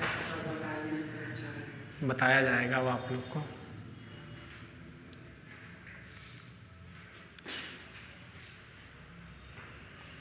बताए तो थे इंट्रोडक्शन के दिन, MSc gold medalist from university, नहीं बताए थे? सिद्धार्थ यूनिवर्सिटी। बीएससी एमएससी दोनों बताए थे। बीएससी सिद्धार्थ डीडी यूनिवर्सिटी से, पीएचडी भी यही चल रही है। हम भी आप लोग की तरह लोकल से ही हैं, कहीं आईआईटी वाईटी से नहीं पढ़ के आए हैं। देखिए थोड़ा मोटिवेशनल बात कर ले रहे हैं 2 मिनट आप लोग के लिए। ये मायने नहीं रखता कि हम लोग कहाँ पढ़ के आए कहाँ, ये मायने रखता कि हम लोग पढ़ क्या रहे हैं। हम लोग जहाँ गए थे नेट जेआरएफ की तैयारी करने के लिए, वहाँ बीएचयू के भी लड़के आए थे और एनआईटी आईआईटी से भी लड़के आए थे, लेकिन सिलेक्शन तो उन्हीं लोग का होगा जो मेहनत से पढ़ेंगे, जिनका अच्छा नॉलेज रहेगा। उसमें हमारा भी हो गया जेआरएफ और बच्चों का हुआ भी नहीं, तो ये मायने नहीं रखता, ये मैटर नहीं रखता कि आप कहाँ से पढ़ के आए, क्या पढ़े हैं, कैसे पढ़े हैं, ये मैटर ज़्यादा करता है। वहाँ भी वही चीज़ पढ़ाया जाता है, यहाँ भी यही चीज़ पढ़ाया जाता है। ये है कि वहाँ थोड़ा माहौल अच्छा है, टीचर सही है, बट आप चाहें तो आप कहीं भी माहौल बना सकते हैं, वो आपके ऊपर डिपेंड करता है।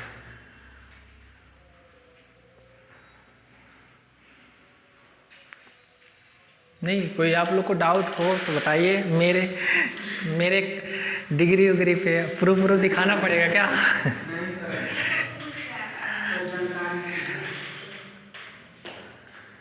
अभी आप लोग बीएससी पहले पास करिए, हम लोग तो हैं ही बताने के लिए, गाइड करने के लिए कि कैसे क्या करना है, क्या सारी चीज़ें। बिल्कुल कर सकते हैं, हम तो आईआईटी जेएम नेट वालों को पढ़ाते भी थे, पढ़ाते भी हैं। अरे पहले क्लास कर लिया जाए, हो गया। मेरा जो मेन फील्ड है यही है सब, NET JRF IIT JAM higher level की चीज़ है। बीएससी भी पढ़ाते, बीएससी तो मुझे लगभग हम जब एमएससी के दौरान थे तभी से हम पढ़ा रहे हैं। ये हो गया। कोई डाउट किसी को? तो f Z equal to mod Z square continuous हर जगह है। अब हम लोग को क्या दिखाना है कि F Z equal to mod Z square differentiable कहीं नहीं होगा, बस एक जगह होगा, कहाँ? 0 पे। देखिएगा ध्यान से, एक्सेप्ट बोला है ना, मतलब उसको छोड़ के कह रहा कि F Z is nowhere differentiable. Questions में अभी बताएंगे, ऐसे बोला है। देखिए इसी क्वेश्चंस को कितने तरीके से पूछ सकता है, कहेगा कि give a example of complex function which is continuous everywhere but differentiable eight only 1 point. तो कौन सा एक काउंटर एग्जाम्पल लिखेंगे, ये और इसका प्रूफ देंगे।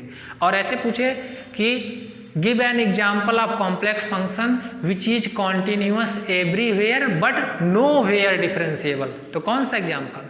पहले वाला F Z equal to mod Z bar, F Z equal to ये जेड का कॉन्जुगेट, ये कहीं भी डिफरेंशिएबल नहीं है।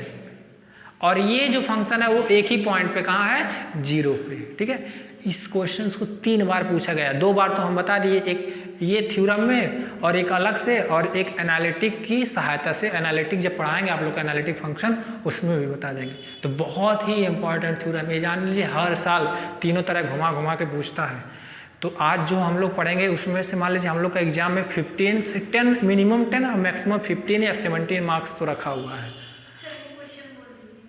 क्या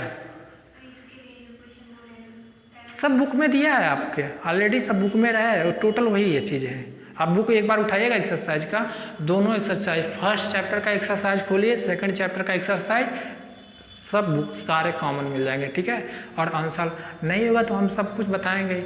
हम लोग, आप लोग को कोई भी प्रॉब्लम नहीं होगी यूनिवर्सिटी में, कहीं भी कोई भी दिक्कत, हम लोग को पता रहता है पेपर कैसे, क्या सारी चीज़ें हम लोग स्टडी होता है, तो उससे आप लोग को नहीं गेस्ट पेपर सब कुछ बताया जाएगा। इसीलिए मेरा क्या फंडा है कि बच्चे बहुत आलसी होते हैं, जो चीज़, जो थ्योरम्स, जो क्वेश्चंस इंपॉर्टेंट हम ऑलरेडी इंपॉर्टेंट इसलिए मेंशन करते हैं ताकि इस चीज़ को बच्चे थोड़ा जाके अच्छे से पढ़ें। आप लोग भी पढ़िए, जो हम इम्पॉर्टेंट लगा रहे हैं तो उसको एकदम बिल्कुल इग्नोर मत करिएगा, पहले बता दे रहे हैं।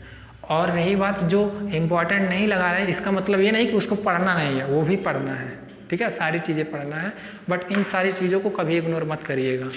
और हाँ, ये बहुत इजी है, ये कुछ करना नहीं है, एक बार हम यहाँ कर दिए, एक बार घर से जाके करेंगे, अपने आप सब कुछ समझ में आ जाएगा। कोई दिक्कत? चलिए,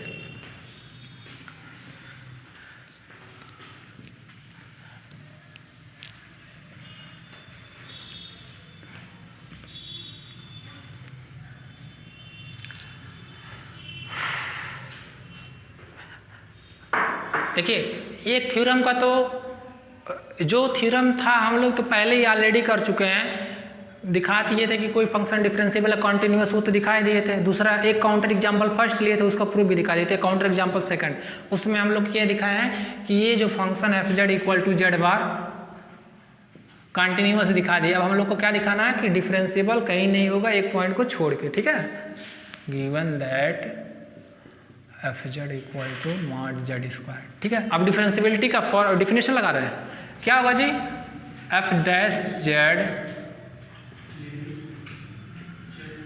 sorry delta Z tends to क्या लिखेंगे, 0 z plus delta z minus. और आप लोग से एक रिक्वेस्ट है, हम ये नहीं कह रहे कि आप लोग फॉर्मूला तोड़ मरोड़ के करिएगा, परेशान हो जाएंगे। इसीलिए जो फॉर्मूला जैसे यूज हो रहा है उसी के अकॉर्डिंग चलिएगा। ठीक है, क्योंकि देखिए थोड़ा कॉम्प्लेक्स है, कॉम्प्लेक्स नाम ही है, सब्जेक्ट भी है, तो अगर जो आप लोग फॉर्मूले को थोड़ा बहुत चेंज करते हैं तो आप लोग के लिए कॉम्प्लिकेटेड हो जाएगा। ठीक है, तो इसीलिए थोड़ा एक बार प्रैक्टिस करना ज़रूरी है, पहले बता दे रहे हैं, प्रैक्टिस करना ज़रूरी है। और जो दोनों फार्मूला हम लोग यूज करें, दोनों फार्मूला ऑलरेडी लिखा चुके हैं। ठीक है, चलिए तो यहाँ क्या लिखेंगे, लिमिट डेल्टा, ऐसा करते हैं कि दो साइड में हम पार्ट कर देते हैं इसको,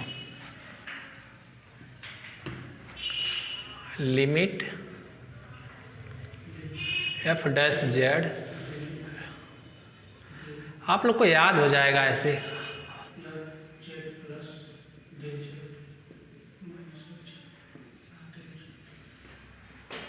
limit delta Z tends to 0, ये क्या होगा जी, जेड प्लस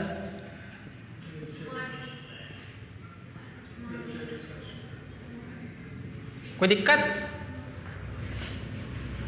देखिएगा आप लोग भी चेक करते रहेगा। मान लीजिए हमसे कहीं, हम भी तो इंसान ही हैं, कहीं मान लीजिए इधर उधर हो तो आप लोग देखिएगा, इसको क्या लिख सकते हैं जी, Z plus delta z mod, या पहले इसको ऐसे फिर जो आप लोग जहां मन करें। क्यों, हम लोग जानते हैं जेड का मॉड क्या होता है, जेड मॉड का स्क्वायर, अरे यहाँ फॉर्मूला जेड मॉड का स्क्वायर क्या होता है, जेड जेड मॉड। ठीक है, चलिए तो ये क्या होगा, जेड जेड मॉड, कोई दिक्कत, देखिएगा कहीं भी कोई दिक्कत हो पूछिएगा। Limit delta Z tends to 0, ये क्या होगा जी, जेड प्लस डेल्टा जेड, ये क्या होगा, जेड का मॉड प्लस अलग अलग हो जाएगा। इधर देख लो, समझ लो जी, तब लिखना। ये अलग अलग हो जाएगा, ठीक है, बताए थे प्रॉपर्टी।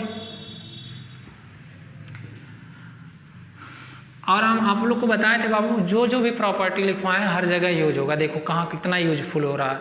अगर जो हम उस सारी चीज़ों को छोड़ दे तो आप लोग कहाँ समझ पाते हैं, इसीलिए वो सब जरूरी है बताएं। देखिए हमें, मेरी जो आदत है, हम पढ़ाएं, हम भी एक स्टूडेंट ही हैं और हम समझते हैं स्टूडेंट की फीलिंग को। हम भी बहुत परेशान हुए हैं अपने स्टूडेंट लाइफ में। बहुत चीज़ें ऐसे हम पढ़े हैं, हमें नहीं कह रहे हैं कि जो मेरे टीचर थे अच्छे नहीं थे, बहुत अच्छे थे पढ़ाने, लेकिन वो लोग क्या था कि मतलब उन लोग का अपना प्रैक्टिस सब कराता है, सब स्टार्टिंग से बेसिक ना बता के वो ऊपर से स्टार्ट करते, तो उसमें बहुत कन्फ्यूजन रहती थी। तो वो कन्फ्यूजन हम आप लोग को देना नहीं चाहते थे, इसीलिए एकदम बेसिक से स्टार्ट किए हैं और हर एक वो चीज़ बताएं जो हम लोग को यूज होगा आगे। हाँ जी, और तुमको टू और जेड में कन्फ्यूजन होगा तो पूछ लेना, यहाँ टू नहीं है कहीं, ठीक है। चलो यहाँ देखो, limit delta Z tends to 0, ये देखिए मल्टीप्लाई करिए आप लोग, क्या हुआ, z bar plus z del z का पहले कर रहे हैं, फिर क्या हुआ, z bar del Z plus del z का bar minus z bar.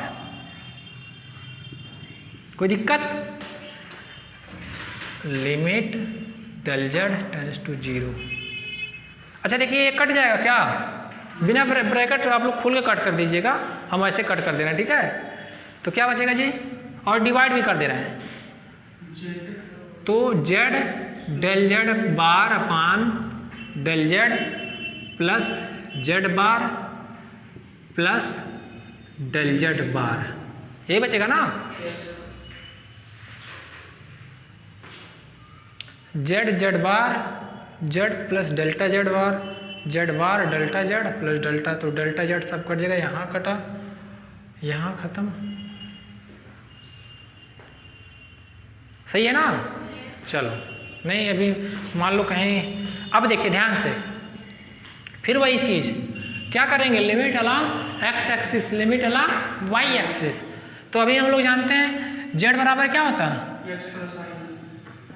Z bar की वैल्यू क्या होगी, डेल जेड की वैल्यू क्या होगी, del X plus I del Y.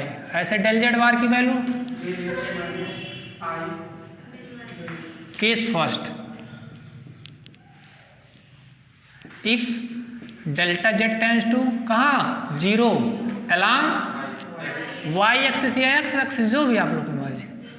तो जब वाई एक्सिस के कॉरस्पॉन्डिंग डेल्टा एक्स क्या होगा, 0 होगा, और डेल्टा वाई कहाँ टेंड करेगा, 0 पे।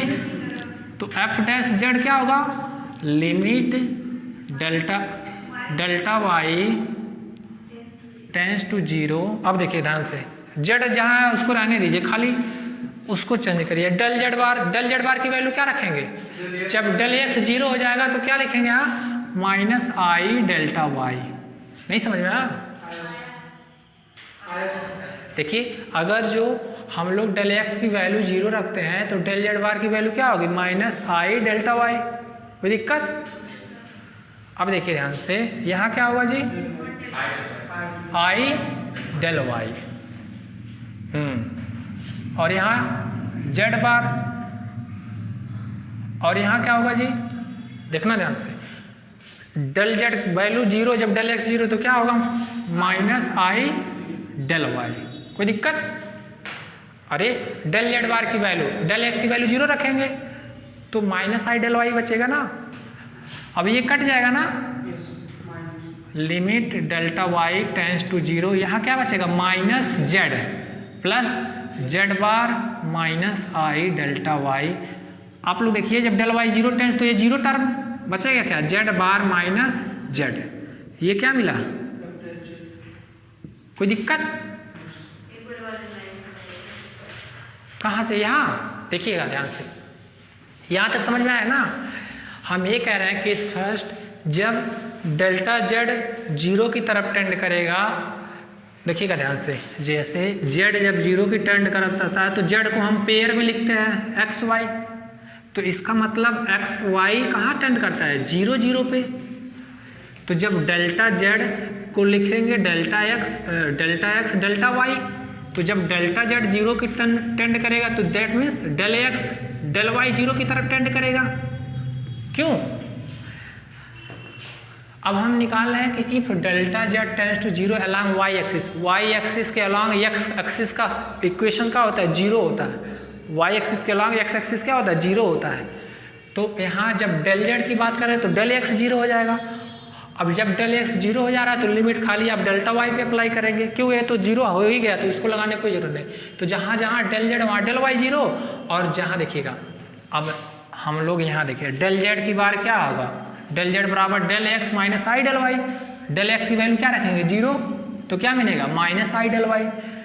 ऐसे डेल जेड की वैल्यू डेल एक्स जब जीरो रखेंगे तो क्या मिलेगा? आई डेल वाई प्लस जेड बार ऐसे है, और फिर del Z bar del x जब जीरो रखेंगे तो क्या मिलेगा? माइनस आई डेल्टा वाई। अब हम ये लिमिट अप्लाई कर दें, देखिए ये कट गया, यहाँ माइनस बचा है ना, माइनस साइन, तो माइनस जेड हो गया प्लस जेड बार हो गया। अब लिमिट अप्लाई कर देंगे तो ये डेल वाई वाला टर्म जीरो, तो क्या मिला? F dash Z equal to Z bar minus Z. लिख लीजिए इतना, तब आगे करते हैं। होगा नहीं, ब्लैक बोर्ड बहुत छोटा, कम से कम ब्लैक बोर्ड इसका 2 गुना होना चाहिए। समझ में आ रहा है ना? बहुत ही आसान है जी, कुछ नहीं है।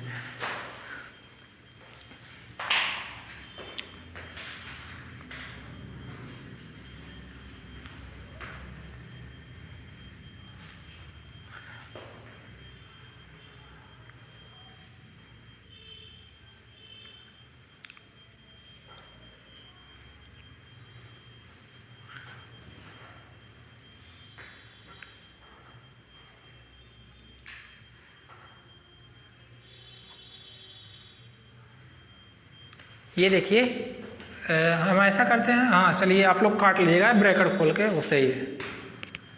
बस हम एक स्टेप लिखे नहीं हैं, वैसे भी आप लोग बच्चे नहीं हैं, काफ़ी बड़े हो गए हैं। क्यों?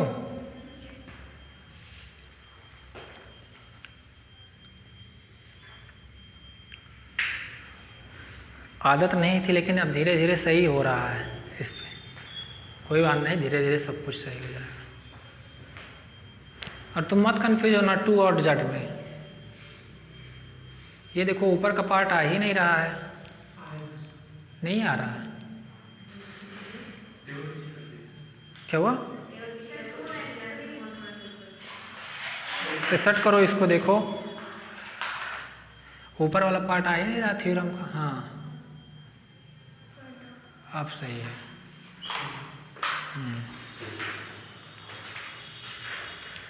ऑफलाइन वाले बेचारे तो असमर्थ हैं, क्या कर सकते हैं, कुछ कह भी नहीं सकते। तो हम ही लोग को उन लोग का ध्यान देना है, ऑनलाइन वाले।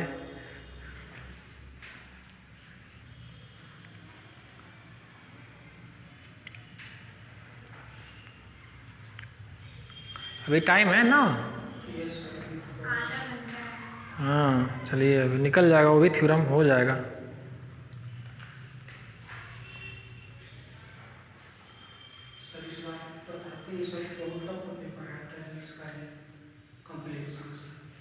इसीलिए तब देखिए जब आप लोग पढ़े रहेंगे सारी चीज़ तो कहीं से भी पूछे कर लेंगे।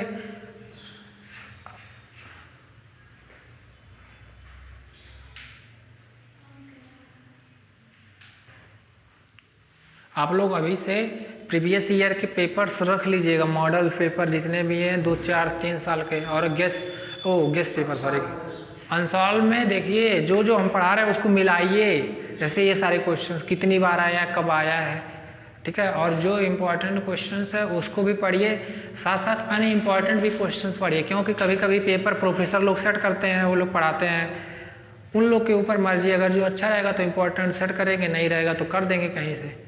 तो इसीलिए हम लोग को सब पढ़ना ज़रूरी है। हाँ और क्या। अरे अभी हम लोग कहाँ, अभी हम लोग बनाया जाएगा, अभी नहीं। कॉम्प्लेक्स पेपर तो शर्मा सर बता रहे हैं।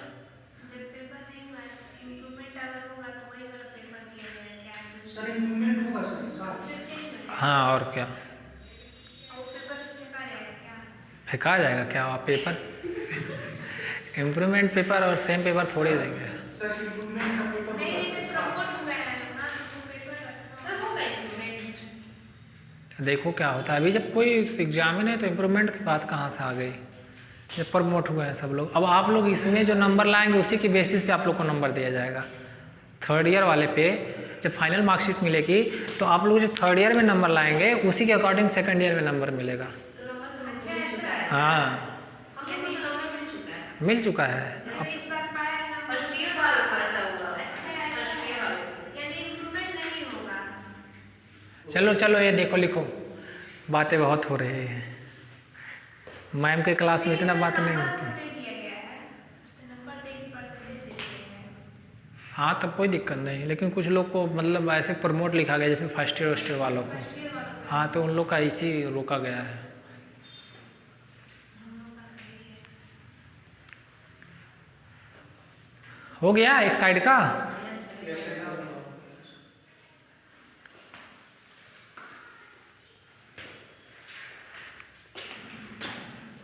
ये मिटा दे इधर का।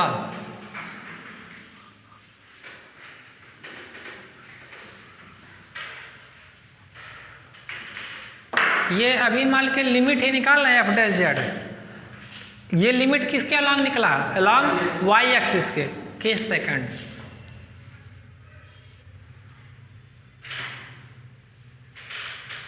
If delta Z tends to 0 along X axis, तो क्या होगा जी, delta Y equal to 0 and delta X कहाँ टेंड करेगा, 0 पे। ठीक है, तो F dash Z limit delta x tends to 0। ये लास्ट वाला टर्म बोलना तो क्या लिखे थे,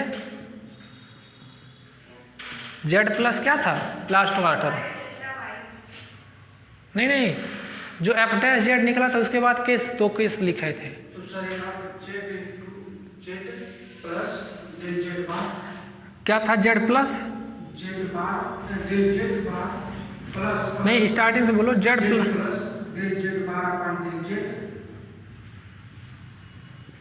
plus Z bar plus del Z Z bar del Z bar, बस यही था। यस। यहाँ जेड ओनली अकेले थे, लिमिट सर। अरे वो नहीं, बस ये बताओ यही था ना जेड, हाँ वो प्लस नहीं था सर, इंटू था, बस उतने ही। गलत बता रहे हो। नहीं सर उतने ही। क्या था del Z Z to del Z, yes, और उसके Z Z bar plus del Z bar plus del Z bar, ये था। यस। अब देखो जब डेल वाई 0 तो डेल जेड की वैल्यू क्या होगी, देखना जब डेल वाई 0 तो डेल जेड की वैल्यू क्या होगी, और डेल जेड बार की भी वैल्यू क्या होगी, डेल एक्स ही होगी। और इसकी वैल्यू क्या होगी, डेल एक्स ही होगी ना। ये क्या हो जाएगा, कट जाएगा, तो ये क्या मिलेगा, Z plus Z bar del x, limit apply करेंगे क्या मिलेगा, जेड प्लस, हो गया ना। चलो देखो अब ये फंक्शन डिफरेंशिएबल तभी होंगे जब इसकी वैल्यू इसके इक्वल हो, क्यों दोनों, तो क्या होना चाहिए हम लोग को, ये एफ डैश जेड है तो क्या होना चाहिए, Z bar minus Z equal to Z plus Z bar. कोई दिक्कत, ये खत्म, क्या होगा उधर जाएगा तो 2z बार इक्वल टू, देखिए लिमिट तभी एग्जिस्ट करेगा जब फंक्शन की सॉरी जेड की वैल्यू क्या हो, 0 हो।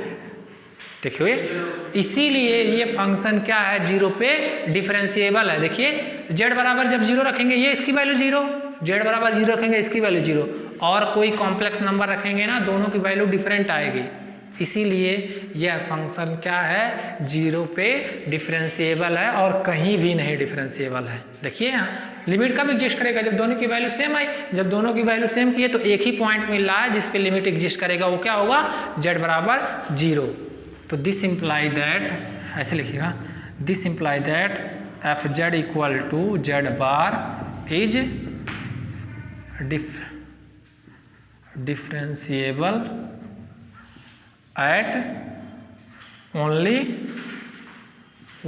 one point z बराबर 0। क्यों, एक ही पॉइंट पे डिफरेंशिएबल होगा।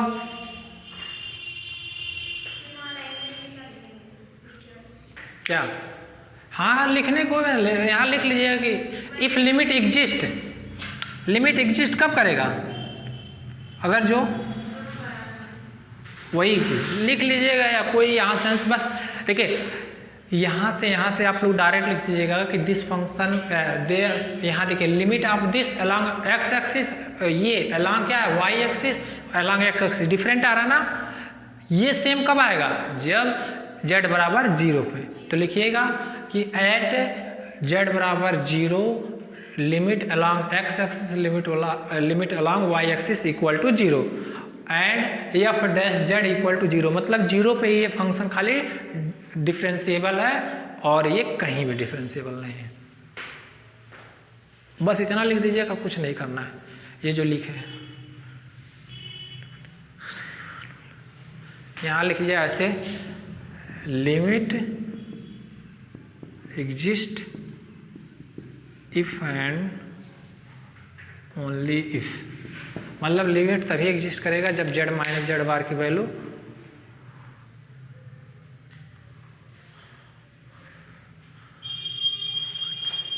हो गया। बड़ा था ना, लेंदी था, लेकिन आसान था।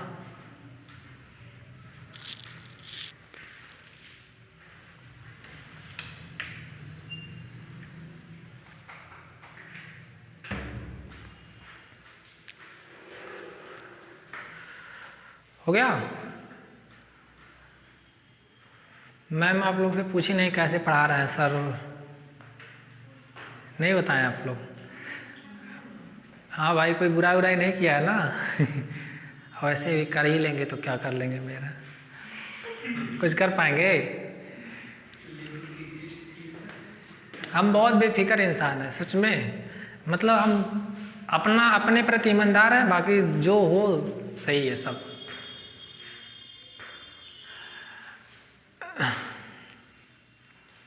हो गया जी। चलो, सेकेंड ईयर वालों का एक ही क्लास लिया गया है।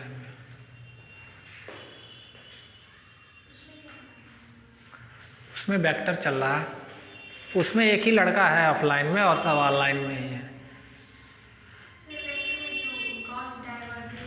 ग्रीन ग्रास स्टोक, वही ग्रीन गास स्टोक डाइवर्जेंस जो भी वही सब, अभी वो स्टार्टिंग हुआ है, अभी तो 2 ही लेक्चर लिए हो गए। फर्स्ट लेक्चर में तो वीडियो ही रिकॉर्ड नहीं हो पाया था, खाली ऐसे पढ़ा रहे थे, हमको लगा वीडियो रिकॉर्ड हो रहा है, जो लड़का बैठा था कह रहा हाँ सर हो रहा है, चलिए पढ़ाइए। अब वीडियो ही रिकॉर्ड नहीं हुआ, फिर वो दोबारा पढ़ाना पड़ा, यही है। कल आप लोग क्लास भी नहीं ले पाए, कल थोड़ा व्यस्तता हो गए थे। हो गया ये, चलिए मिटा दे रहे हैं इसको।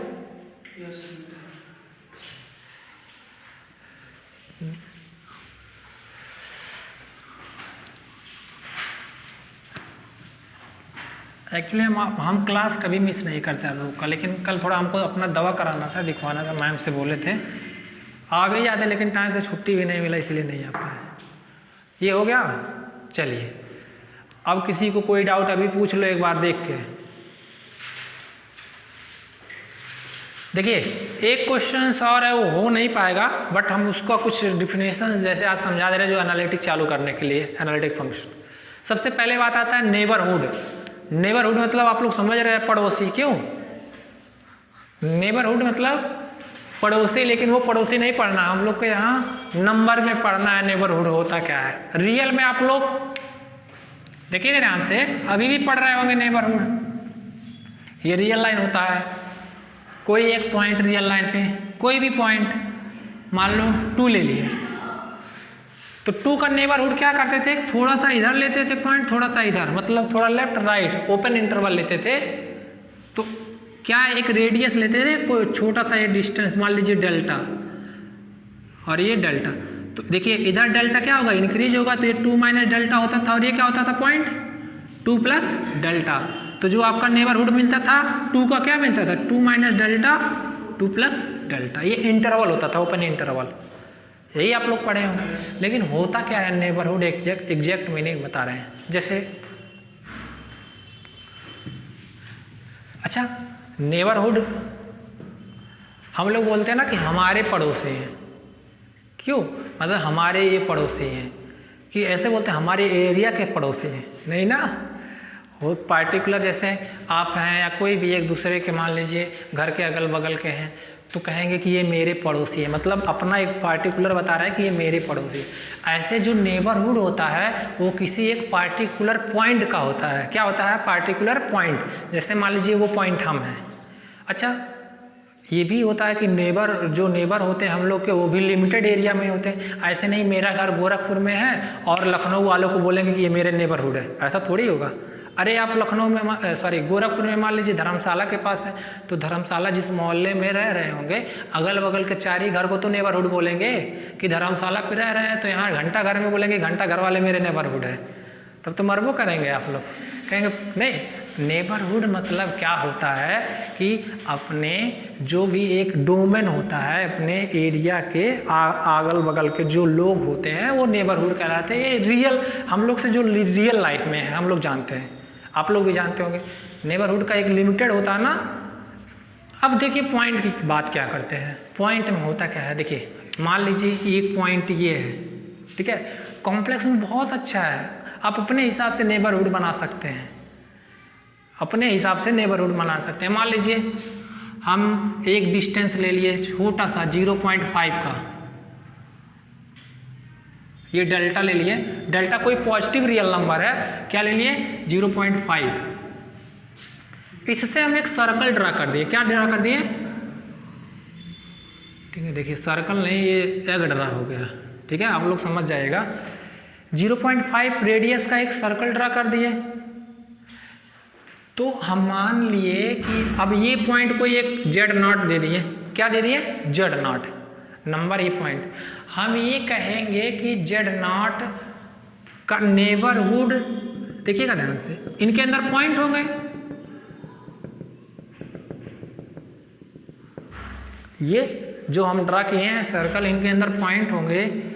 तो हम ये कहेंगे कि Z0 का नेबरहुड, ये जो ओपन, अभी ओपन की हम बात ही नहीं कर रहे, सिंपल सा ये देखिए नेबरहुड, NBD भी बोलते हैं,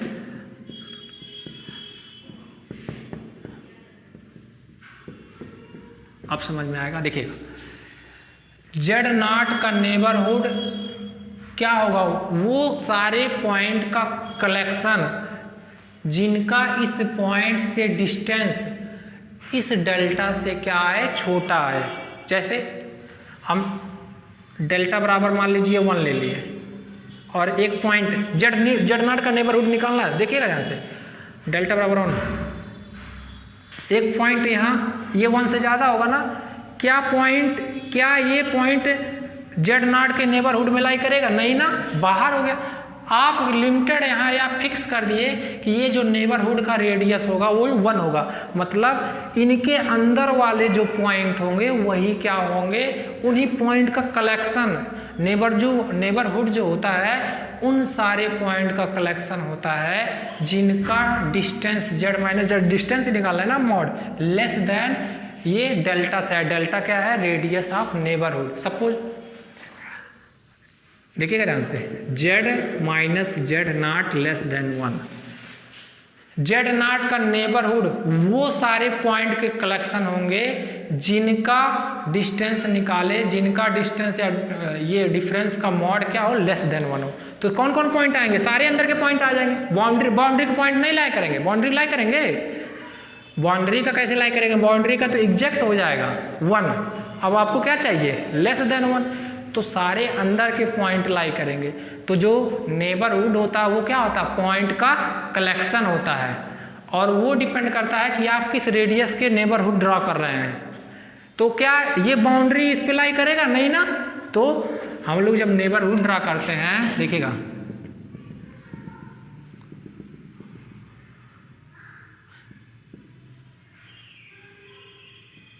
तो इसका नेबरहुड क्या होगा, इस पॉइंट का नेबरहुड होगा वो सारे पॉइंट का कलेक्शन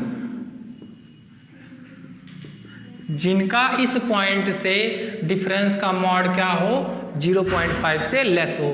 तो बाउंड्री के पॉइंट को छोड़कर सारे पॉइंट आ जाएंगे। अब आया समझ में नेबरहुड, ठीक है।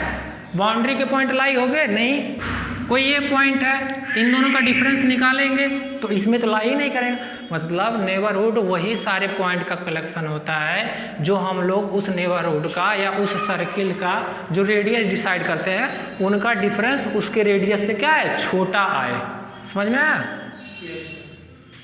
तो कौन कौन सारे पॉइंट, इसके अंदर वाले ही लाई करेंगे, ठीक है। चलो कोई बात नहीं, समझ में आ गया नेबरहुड। बस इतना जानिए, नेबरहुड क्या होता है, पॉइंट का कलेक्शन होता है, ऐसे पॉइंट का कलेक्शन जिनका डिफरेंस क्या है, डेल्टा से। डेल्टा क्या बोलते हैं, रेडियस ऑफ नेबरहुड। हम कहें कि टू रेडियस का आप नेबरहुड ड्रा कर दे, बिल्कुल कर देंगे, नहीं कर देंगे, कहेंगे ये 2 हो गया, ये सारे पॉइंट जो होंगे उसके नेबरहुड में बिलोंग करेंगे, तो इन्हीं पॉइंट का कलेक्शन हो क्या होगा, इसका इस पॉइंट का क्या होगा, नेबरहुड होगा। बस एग्जाम्पल जैसे अभी देख लीजिएगा।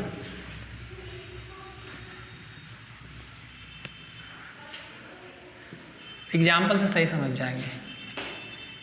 ये पॉइंट क्या होगा जी, रियल लाइन पे मान लीजिए 1 हुआ, 0 2 3 4। हम कहें चलो z बराबर 2 का नेबरहुड खोजिए, किस रेडियस का, 1 रेडियस का। नेबरहुड क्या होगा, तो नेबरहुड क्या होता है, पॉइंट का कलेक्शन होता है। तो सेंटर इसका क्या होगा, 2, रेडियस 1, यही होगा ना।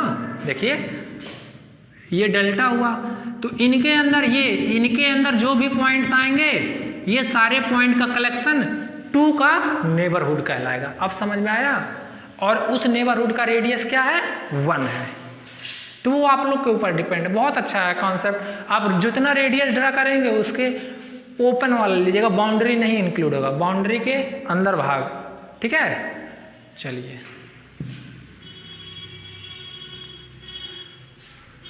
बस नेबर कितना टाइम है, हो गया, छोड़ दें, 5 मिनट। चलिए जाइए, छोड़ दे रहे हैं आप लोग को, नहीं तो पढ़ा दे, आप लोग जैसा कहिए, आप लोग पढ़ने में कंफर्टेबल है ना। चलिए अब बात आता है कि कनेक्टेड सेट क्या होता है, इसलिए बता रहे हैं कि ये भी डेफिनेशन में यूज होगा। इसके पहले ही बताए थे सिंगल वैल्यूड फंक्शन और मल्टी वैल्यूड फंक्शन, याद है ना, डेफिनेशन समझ में है। अब कनेक्टेड सेट क्या होता है, ये भी है। देखिए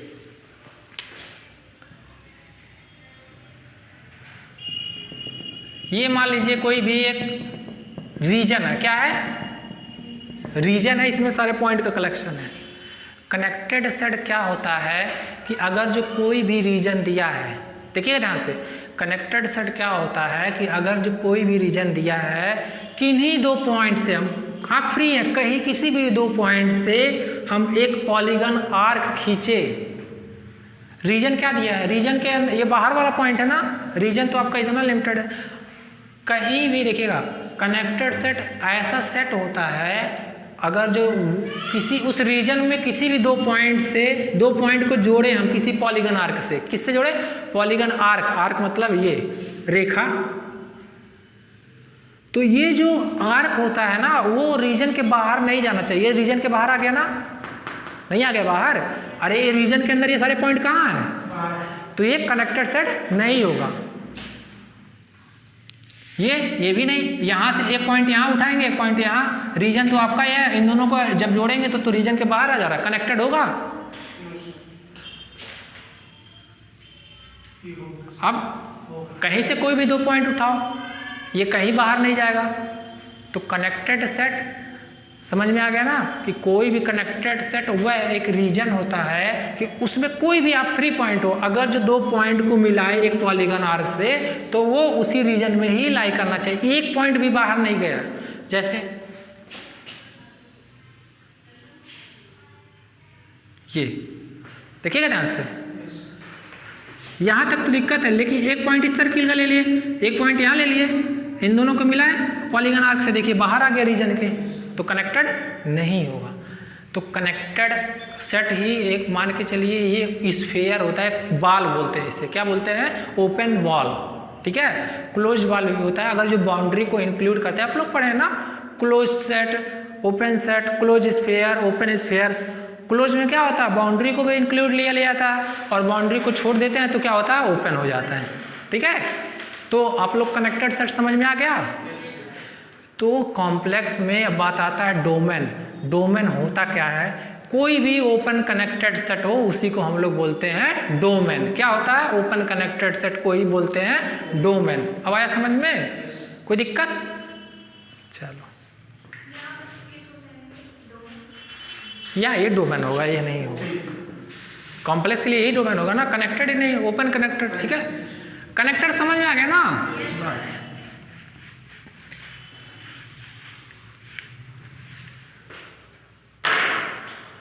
देखिएगा ध्यान से, अब एक चीज आते हैं बाउंडेड सेट क्या होता है, इसलिए ये भी जरूरी है।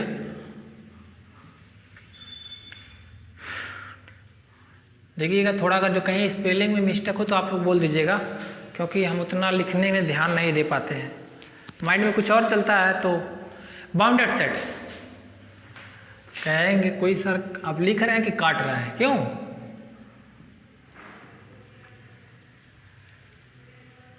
वैसे भी बच्चे टीचर का थोड़ा सा भी नुक्स निकालना, कमियां निकालना सोचते हैं कि कहाँ कमी निकाले, कहाँ बुराई करें। टीचर की बुराई करने में बच्चों को इतना आनंद मिलता है कि मानो कि दुनिया की खुशी मिल गई उसे। और होता है, हम लोग भी अपने एज में किए थे ऐसे। तो बाउंडेड सेट, ठीक है। देखिएगा ध्यान से, रियल एनालिसिस में भी पढ़े हैं, वही सेम डिफिनेशन है। देखिए ये डिफिनेशन बस समझने का फिर है, मतलब अगर जो समझ जाएंगे तो लिखने उखने का ही सब समझ जाएंगे। अभी तक डिफिनेशन में कोई प्रॉब्लम नहीं ना, क्या होता है कनेक्टेड सेट और जो भी बताएं। A function F Z is said to be bounded. A function, कोई फंक्शन एफ जेड है, इसको बाउंडेड कब बोलेंगे, function F Z is said to be bounded if there exist. इसलिए इसको बता रहे हैं क्योंकि ये पूरे यूज होगा, पूरा use bounded set. If there exist a positive real number, क्या होगा, अगर जो कैसा नंबर मिले, एग्जिस्ट करे, positive real number M, sorry function is, एक मिनट, फंक्शन नहीं, हम यहाँ सेट की बात कर रहे हैं, बाउंडेड सेट बात है ना, तो फंक्शन नहीं लिखेंगे। अब लिख लिए क्या, काट दीजिए। A set S is, a set S is set to be bounded set if there exist a positive real number m such that mod of f z less equal to m for every z belongs to s। देखो कोई एक set complex number में दिया होगा, ठीक है, क्या हो वो सेट बाउंडेड कब कहलाएगा कि उस सेट का हर एक पॉइंट पे जो एफ जेड की वैल्यू होगी वो क्या होगी, उसका मॉड हमेशा उस रियल नंबर से छोटा होना चाहिए या इक्वल होना चाहिए। इसी को ऐसे लिख सकते हैं कि एफ जेड कहाँ लाई करेगा, प्लस एम से लेके, ठीक है। तो बोलते हैं, देखो रियल एनालिसिस पढ़े होगे, इसे बोलते हैं लोअर बाउंड, इसे बोलते हैं अपर बाउंड, इसे बोलते हैं इन्फिमम, इसे बोलते हैं सुप्रीमम, ठीक है। तो सेम डिफिनेशन हुई। जैसे कोई भी सेट हो एस, ये तो फाइनाइट सेट है, ये तो हमेशा बाउंडेड होगा। क्यों? सबसे स्मॉलेस्ट वैल्यू क्या होगी 1, ग्रेटेस्ट वैल्यू 4। तो जो ये फंक्शंस होगा कहाँ से लाई करेगा 1 से 4 के बीच में। और भी बहुत पढ़े होंगे आप लोग। और एक चीज़ ये हो गया। अभी हम थोड़ा सा रियल में एक लिए आप लोग के लिए थोड़ा सा डाउट क्लियर कर देना चाह रहे हैं, ठीक है। ये लिख लीजिए। तो कॉम्प्लेक्स में भी बाउंडेड सेट का मीनिंग आप लोग फंक्शन से ग्राफ से नहीं समझ पाते, समझ जाते हैं? नहीं समझ पाते हैं। देखिए y बराबर x, देखिए यही होगा ना y बराबर x की ग्राफ। ये ग्राफ ये क्या होगा? ये minus infinity infinity infinity infinity. y कहाँ जा रहा है? इन्फिनिटी की तरफ भाग रहा है, और इधर से क्या माइनस इन्फिनिटी की तरफ भाग रहा है। तो पक्का ये सेट क्या होगा? अनबाउंडेड। नहीं समझ में आया? देखो क्या हुआ? नहीं बाउंडेड है। क्यों? देखो ये y कहाँ भाग रहा है? y की वैल्यू इन्फिनिटी तरफ जा रही है, y की वैल्यू माइनस इन्फिनिटी तरफ जा रही है। तो ये भी क्या होगा? अनबाउंडेड। अच्छा हम ये कहें फंक्शन, ये भी फंक्शन है, बिल्कुल बाउंडेड है। देखो y की मैक्सिमम वैल्यू क्या होगी 1, मिनिमम वैल्यू 0। ये पूरा सेट बाउंडेड है।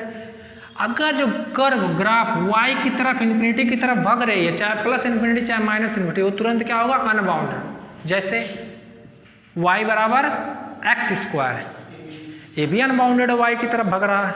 क्यों? इन्फिनिटी की तरफ। तो बाई ग्राफ से देख सकते हैं। देखिएगा साइन x का ग्राफ ऐसे होता है।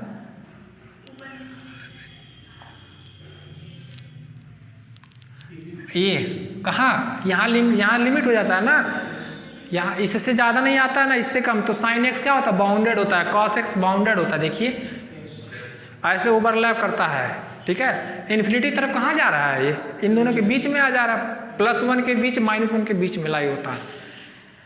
और भी बहुत सारे फंक्शंस हैं। अब जैसे e⁻x का ग्राफ, ये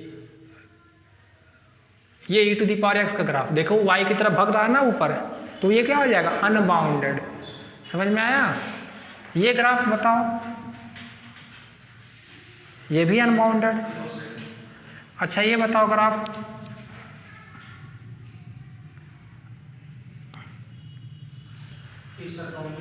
बाउंडेड है। क्यों? इसमें 3 ही वैल्यू अटेंड होगा, 0, +1, -1, ठीक है। तो जब y ग्राफ y की इन्फिनिटी की तरफ भागे, चाहे प्लस इन्फिनिटी चाहे माइनस इन्फिनिटी, तो वो क्या होता है? अनबाउंडेड। ग्राफ से भी चेक कर सकते हैं। ये रियल में है, कॉम्प्लेक्स में ये लॉजिक नहीं लगा पाएंगे, ठीक है। पहले बता दे रहे, ये रियल के लिए है। अरे y बराबर एक्स स्क्वायर रियल का है ना, कॉम्प्लेक्स में क्या होता है? 2 वेरिएबल हो जाता है, जेड x y दोनों एक साथ। चलिए अब रहने दीजिए, आज के लिए इतना काफ़ी है। क्या? ये सेट है, सबसेट है C का।